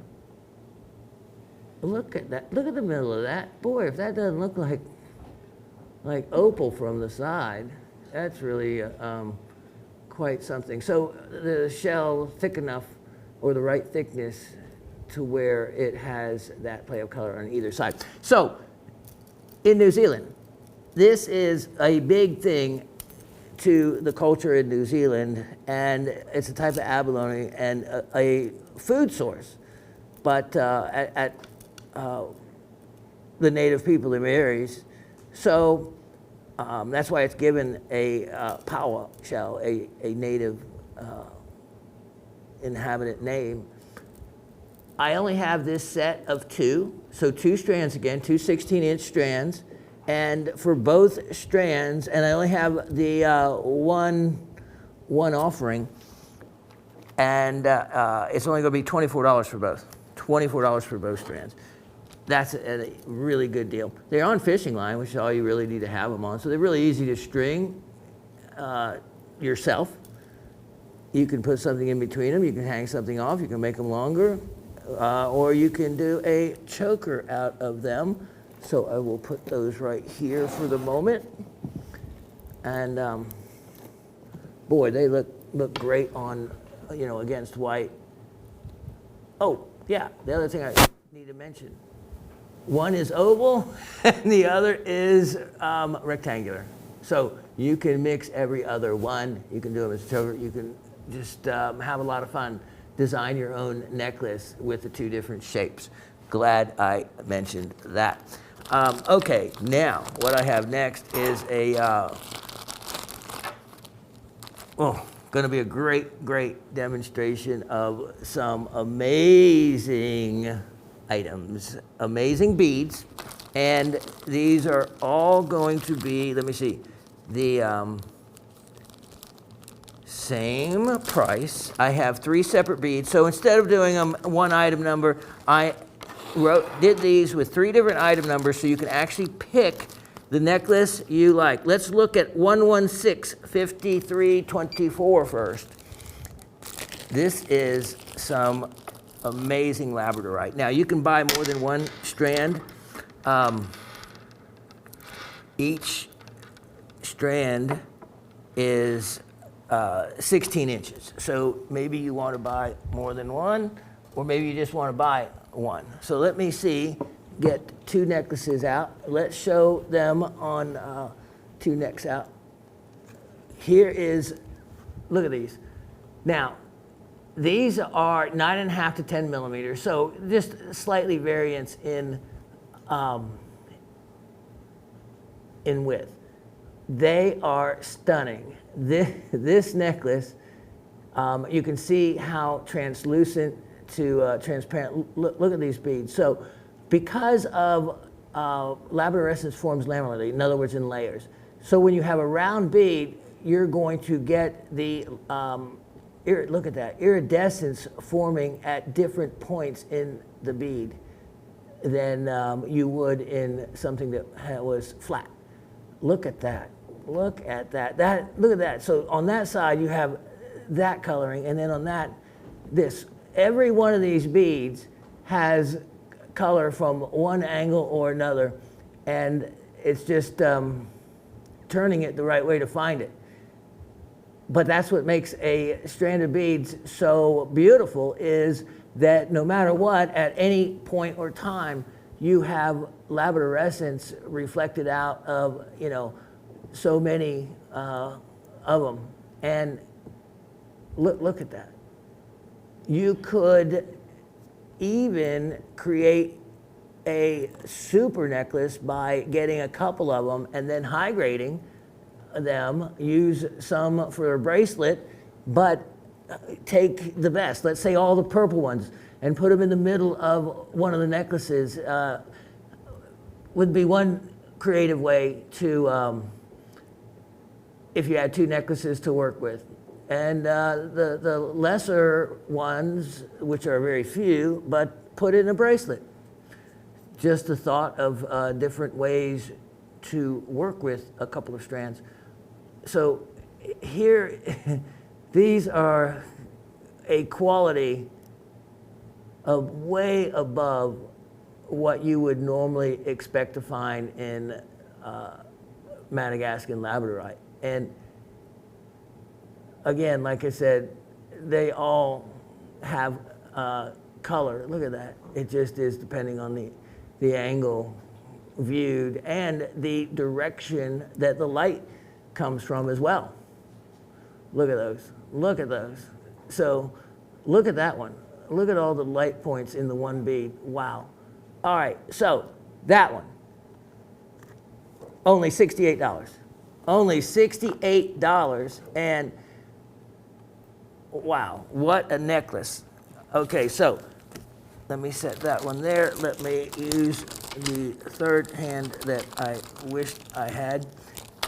I have, actually, Dave, so I can set this down here. You'll just look right down there for a moment with the camera so I can read out item number 1165224. Let's show you another necklace. Now this is going to be basically identical, but I'm giving you an opportunity to choose the one you want, just by chance if there's one that you like better than the other. All right, here is another one, same price, $68. And again, these are, oh, is this the one that's just all 10 millimeter? Because they're one, yeah, no, this is 9.5 to 10 also, isn't it? What number, did I give you 1165224? Yeah, 1165224.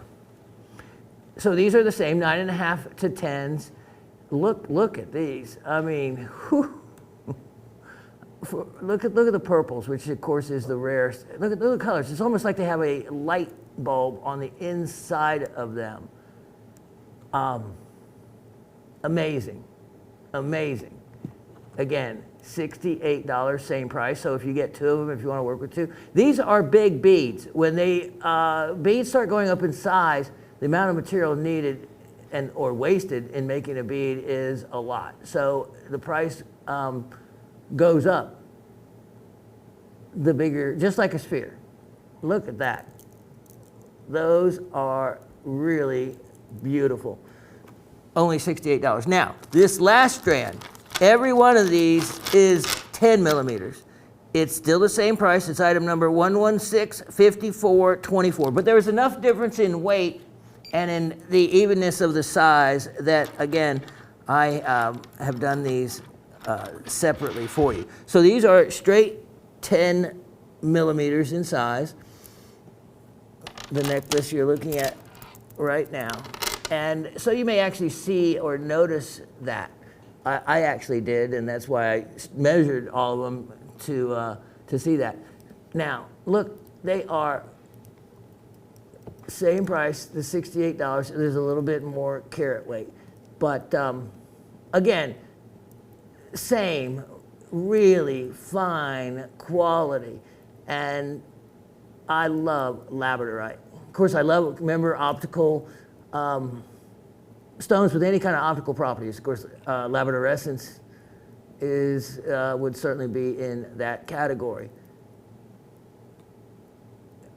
And it's just amazing, like certain beads, you just get multiple light points since they're round and cut with light that is normally found in layers, so you can get those multiple points of light.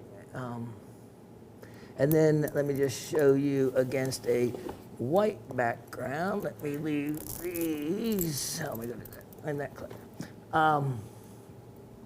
And no real difference. You just get to see the color of the bead maybe a little bit more, basically. But you can see the nice large size. Wow, see what I mean? Look at that. You just turn them and they pop. Okay, let me put some of these away. I'll be right back. Okay, this was a stone I was thinking of earlier about a custom cut when I said I had a custom cut one coming up. Yeah, it's the third corner pine, the round one. The one shape that you would think you could find in gemstones. No, it's difficult to find. So look at the cutting on this one. You see how unique it is compared to either a step cut or a round brilliant. Kind of a combination, a little bit of both. But it certainly works well. There is no window in this. That is brilliant through every angle, right down through the middle. So they, the cutter nailed it. They nailed it on that cut. And yeah. So, you know, in looking at that, I would know just exactly how to duplicate that. Just by looking at it. But I've taken pictures before. Anyway, carat 62, $48. $48. All right. As the clock is ticking on me, I have something here I've been meaning to show you. Item number 1160524. 1160524. And this is from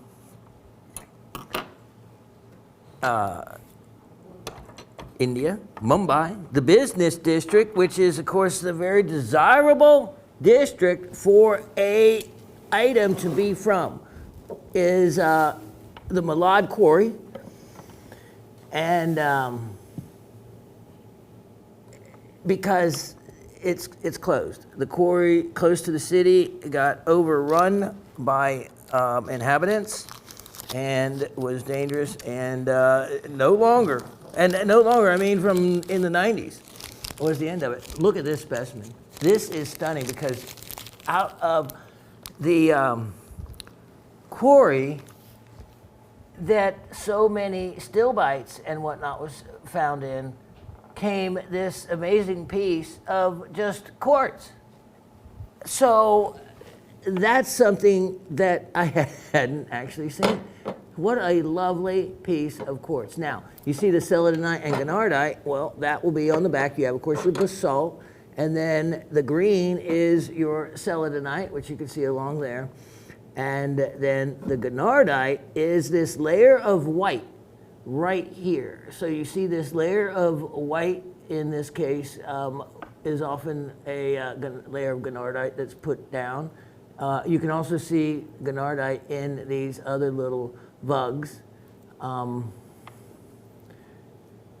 And that's kind of neat because I hadn't seen that in many of the Indian specimens, that kind of layers. Makes me wonder if that would fluoresce, if there's a chalcedony in there. But look at that. So there's a really good view of a quartz crystal that really can tell you right there that I am quartz when you see that termination, and then if you look on from above and it has 6 sides, or do a hardness test so it's easy to tell from what would be any confusion which from that area, which would be mostly a calcite or a apophyllite, something like that, something much softer.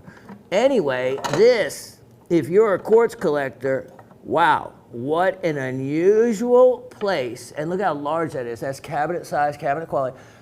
What an unusual locality to have a quartz cluster specimen from.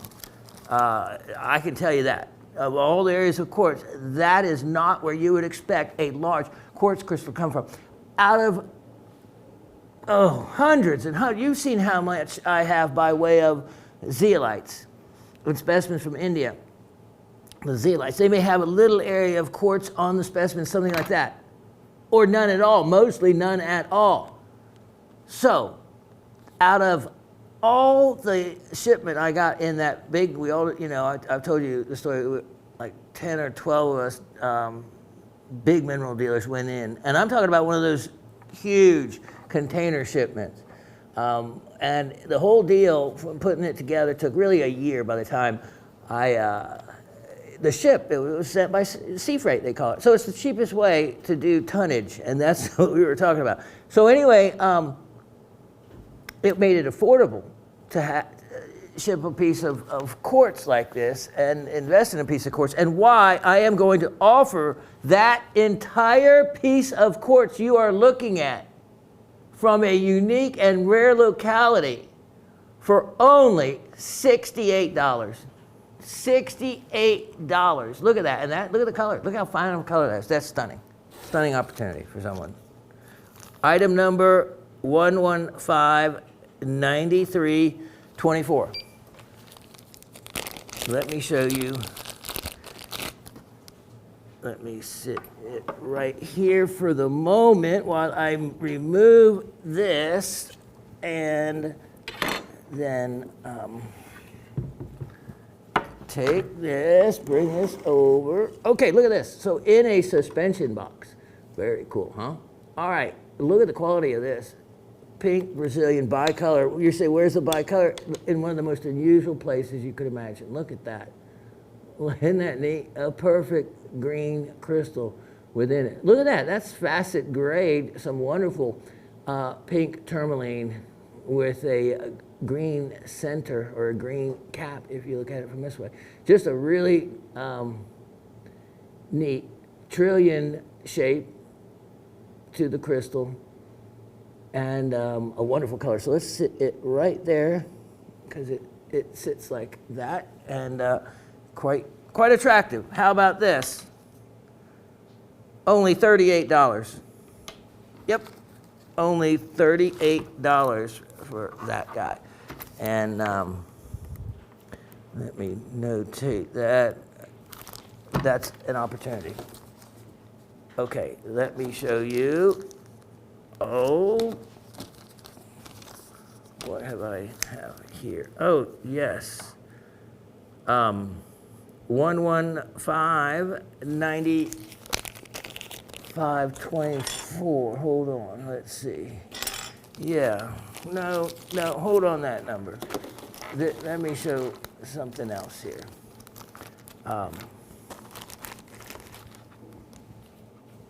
There was, let's do this, 1103723, 1103723, I believe. And here's a chance at a incredible value. Okay, look at those amethysts. And they're natural amethysts. And I say that because there's so much amethyst out there that is lab grown. It's really gotten ridiculous. But you can see zoning in these, telling you it's the real deal. But the cutting is beautiful. These all came out of one bracelet, so they had to match. And anyway, wow. So the whole parcel, and I cannot believe this, 16 stones, $16, $1 a stone. I kid you not, $1 a stone. And I don't think I need to talk about it more than that, because at that price, I'm wasting my breath to have to say any more than that. You know, here, let me show you, because it looks like quite a few sold. So I'll offer these again, 115.92.24. This is that ruby parcel opportunity. And wow, okay, so I had started with 10 parcels. It looks like I'm down to only 5 left. So get in on these. I am certainly not going to drop the price. So how in the world could I? Let me show you. Here they are. Here is the amazing opportunity to get in on these 25 stones. It actually works out amazingly, randomly. 25 stones. I found out by doing the second parcel, picking 25 stones, and it weighed just over 10 carats. I did it again, same thing, randomly. So amazing how evenly 25 stones weighed. So quite unique. Look at these. And here, I just randomly grabbed that parcel. What I want to show you is the colors and the clarities. There is colors of ruby in here that would have to be, that's why I have mixed origin, that would have to be come from somewhere other than Thailand. You have beautiful native cuts. Look at some of these gems. You have some that border on purple sapphire. Look at that, which is one of the most valuable colors in sapphire. Then you have reds like that look more like a Burma red. You can see the different colors side by side. Look how much more red this one is than this one, which would probably be, oh, I don't know, looks like a pink sapphire. The others, the purplish ones tend to be, wow, look at that. Thai origin. When I was in Canterbury, that's where a lot of them are mined. Look at that cut and color, even though, look how skewed it is for a native cut, but it came out still a wonderful looking cushion cut with a wonderful color. These are a great value because they're only, guess what, $44 a parcel. Isn't that what the price is, Latif? Okay, so that's $4.40 a carat. $4.40, and we're not talking about little Millie. Look at how big these stones are. So 25 stones, 10 carats. You do the math. That is an average of 40 points a stone. Look at that stone. Wow. With, of course, ones like that, that's going to be a carat weight. Look at that gem.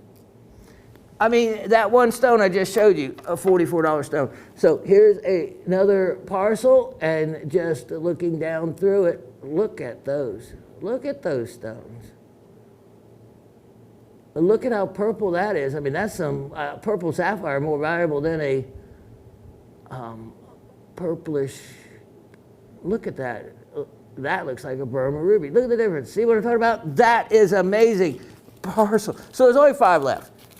That means 5 people were really wise, and or maybe one person bought 5 parcels. No limitation on the number of parcels. 5 left. You want to take all 5? Fine. That's a rare opportunity that you have to get in on, and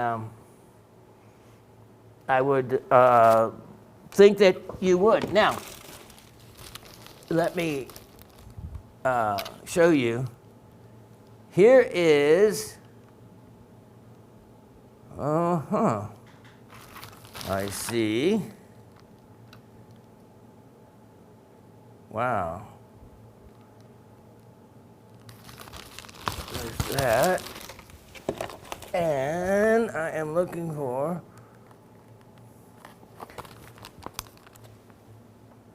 Oh, yep, that's that. Well, I can't find the exact bag I was looking for. No? Because there was, yeah, here it is. Okay. Made in the USA. Item number 1143723. And here is, to me, when I first realized that there were rocks to be found in Iowa. Sorry. And I had no idea. I would have guessed there was much more than corn. Sorry, any of you Iowans out there, but same thing. You know, I was born in Ohio. Ohio is all about football and corn. And so, you know, that's just the way some of those places are. So Iowa, yeah. Well, what is in Iowa for a rock? Keokuk, Iowa. Keokuk geodes. Check this out. Look at this geode. It is a stunning example of a Keokuk geode. Look at these. Here's what's amazing in this particular piece. Okay, so these are actually, yeah, get the color because these are nice and white. The crystals. Look at these crystals. And this is what makes this really special, is the really fine definition of these. And when you start looking close, you're going to see that there are a lot of these doubly terminated. Look at that. See the termination at each end? Look at that. There's one. Here's another one. Termination at each end. It's really fascinating. Look at this cluster. Look at these. This is, I'll show you how to recognize a Keokuk in a moment. This is stunning when you start looking at the individual crystals and how well formed they actually are, and then some of these crisscross growths of them, you know, almost going in the opposite direction. You know, normally you think of geodes with the crystals pointing inwards. Well, look at this one. It's pointing outwards. And it's not alone.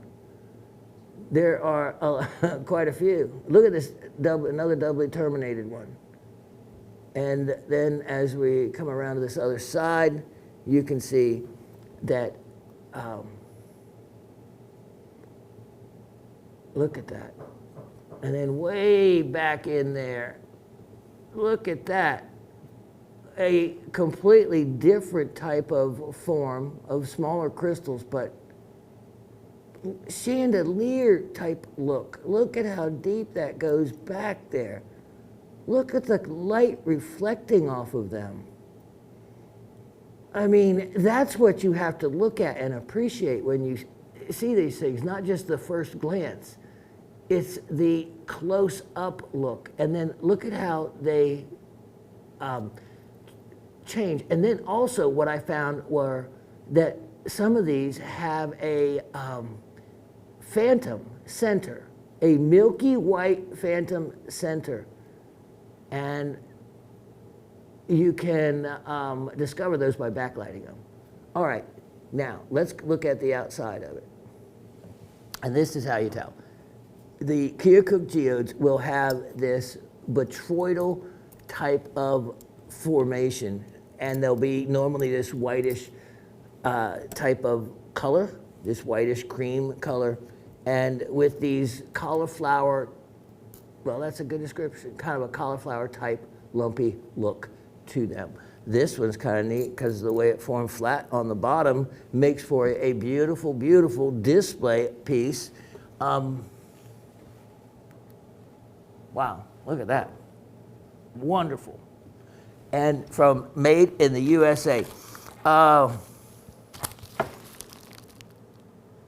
tell you what, I'm going to put this on sale price even though I shouldn't. I'm going to make that only $68.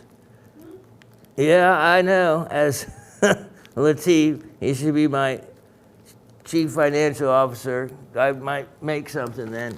But yeah, I mean, it's one of those things like, okay, well, go find another Keokuk geode that is that beautiful and that inexpensive. It's just not going to happen. Okay, minutes, as the minutes tick down. Okay, let me see.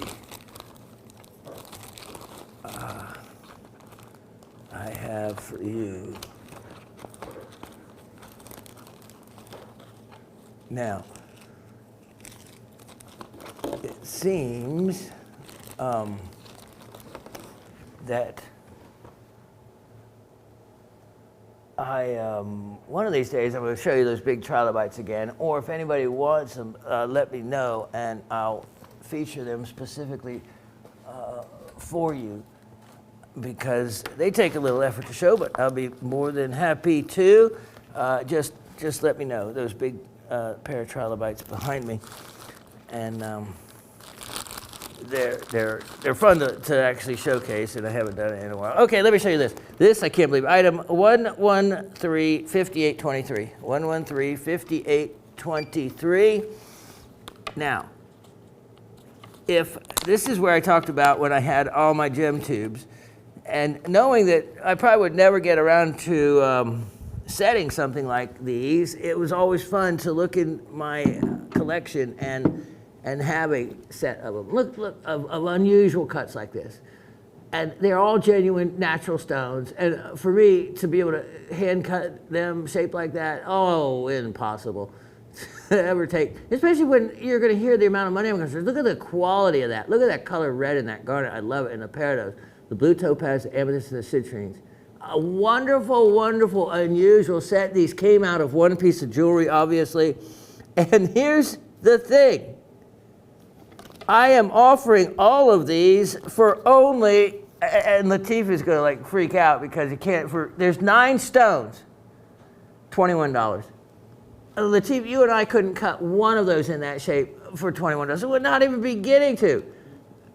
Couldn't cut one half of one, time-wise, for $21. So that is, not even $2.50 or so, or something like that. Ridiculous, ridiculous. So take advantage of those, and then as I squeeze in one more item that I am going to price to move them. 1091122. 1091122.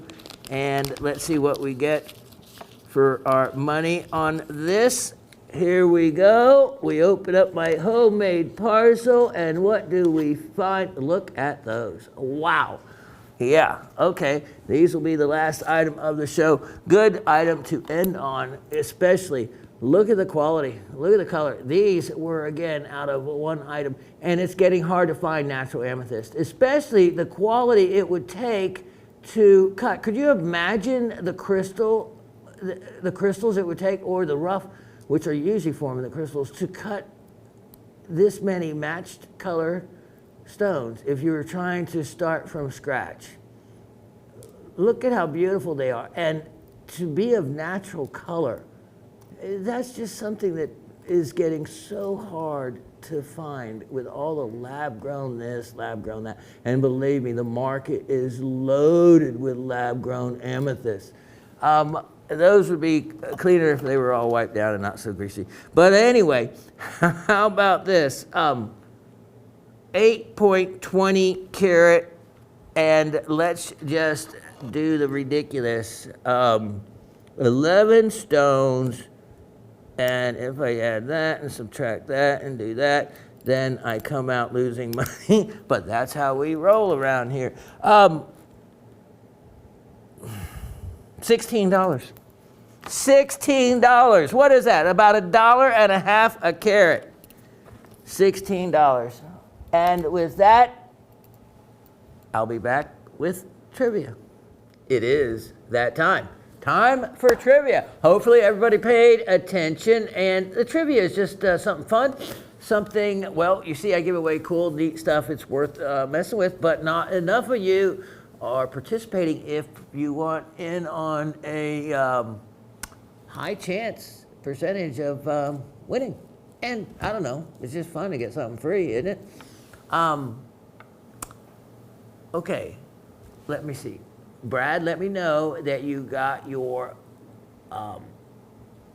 replacement for your free item. Yeah. Matt, on the Econites, let me know what you think about my protective display box, because I went through my thuya woods to find the perfect ones that fit those gem tubes perfectly. And the high oil content in the thuya wood, I think, helps greatly reduce the count per minute on Econite's special properties that it has. So it reduces it all the way down to a safe limit of, about 100 counts per minute, which is inconsequential.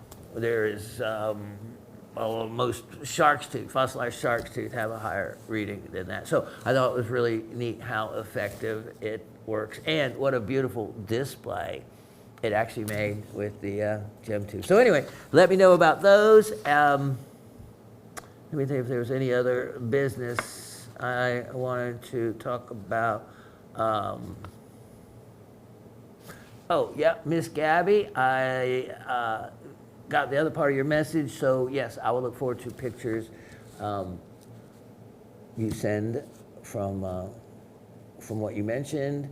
And let me see. Okay, trivia, time for trivia. Ready, set? Question number 1. So if,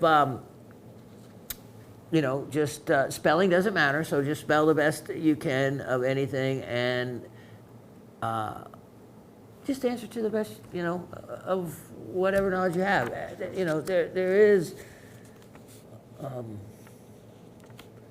There's no punishment for being wrong, and that's the only way. I don't think any of us went through school getting hundreds on all of our papers, so that's just part of a helping to learn process, I think. So we're just doing it in a fun way, and you don't have to answer at all. I love comments, questions. You see how questions lead to information, like Miss Barbara using the word euhedral, so that brought out the information that came with that, and also any other mentions you might have. Who knows what it can lead to in a conversation or in me rambling, and the information you can get from that rambling can all stem from just something you may put in a comment. So it is enjoyable for me to read your comments as much as all of you enjoy hearing everybody else's as well. So yeah, so we learned about a new gemstone, the Pozzotai type of barrel, and I'm sure I don't think we've talked about them because I haven't had one. So again, comments, words can lead to all kinds of interesting information. Okay, here we go. We have one easy one for you. Well, I don't know, or maybe two tricky ones. So anyway, let's go with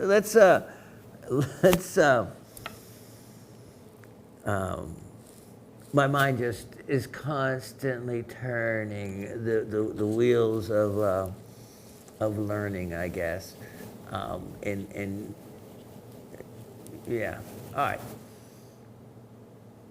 Here we go. Since we talked about Pozzotai as being a unusual type of barrel that was only discovered in 2002. I mentioned an element that made it real unique that you don't find in very few other minerals, period. So what was that element? What was, I might have mentioned a couple of them because I mentioned the chemical formula, but what was the rarest and most unique element of those mentioned that really sets Pozzotai apart from the other members of the barrel family? Okay, so that's question number one. Question number two is, what name is given to a crystal with well-defined shape and form for its type, unconstrained by adjacent minerals? So what is the name given to unconstrained, meaning not other minerals or crystals grown on it or around it? So meaning unconstrained, that's how the use of the word unconstrained. In other words, not part of a cluster, just more of a solitary crystal. So what is the name given to a crystal with well-defined shape and form for its type, unconstrained by adjacent minerals? All right. So, good luck to all of you.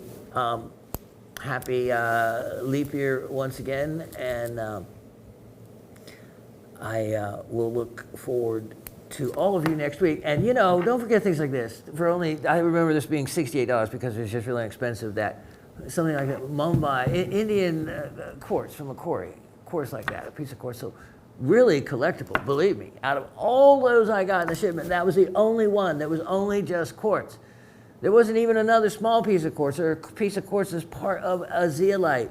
That was really unique and rare. And you can tell from the basalt and the celadonite and the garnardite on the back that it was truly from an Indian quarry. So, yeah, that really makes it special if you're a quartz collector. Anyway, I could ramble on and on as I am doing. God bless all of you. Take care. Have a great week. My peaches are already blooming. Like, we're not going to get another frost. Last year, my peach and apple trees, both of them, and they're huge, they're big. If they ever produce fruit, it'd be a lot of fruit. They've been knocked back every year by late frost. I'm glad I'm not a peach farmer. I couldn't imagine.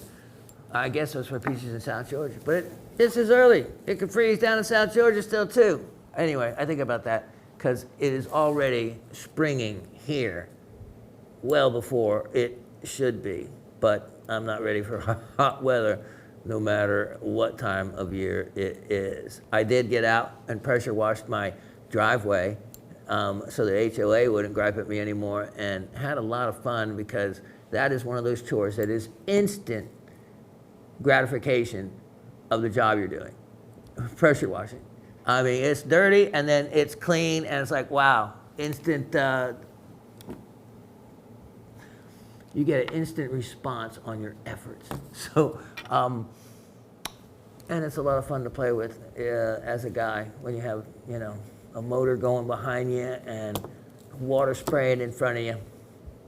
I was able to clean all my outdoor rock garden. My marble is just boom, white again. My marble, Georgia marble, from Pickens County, Georgia marble, the real deal, which is in the marble mine that was real huge. Huge trucks could drive in it. Now it's closed, and I know the secret entrances into it. And anyway, I was able to get some amazing marble pieces. Still could get some big pieces, totally legal. You know, you just have to pick them up and carry them. So, and the coral and the fossils, I have all outdoor rocks in the garden, amazing stuff. Cleaned them all. It was fun. Okay, I'm rambling. I think Latif needs to go. Take care, and I will see y'all next Monday, and we'll look forward to it. So let's keep the show going. Get as many things as you can, because even though we do a lot of show and tell, we do still have to have show and sell. Cheers. Take care. Thanks.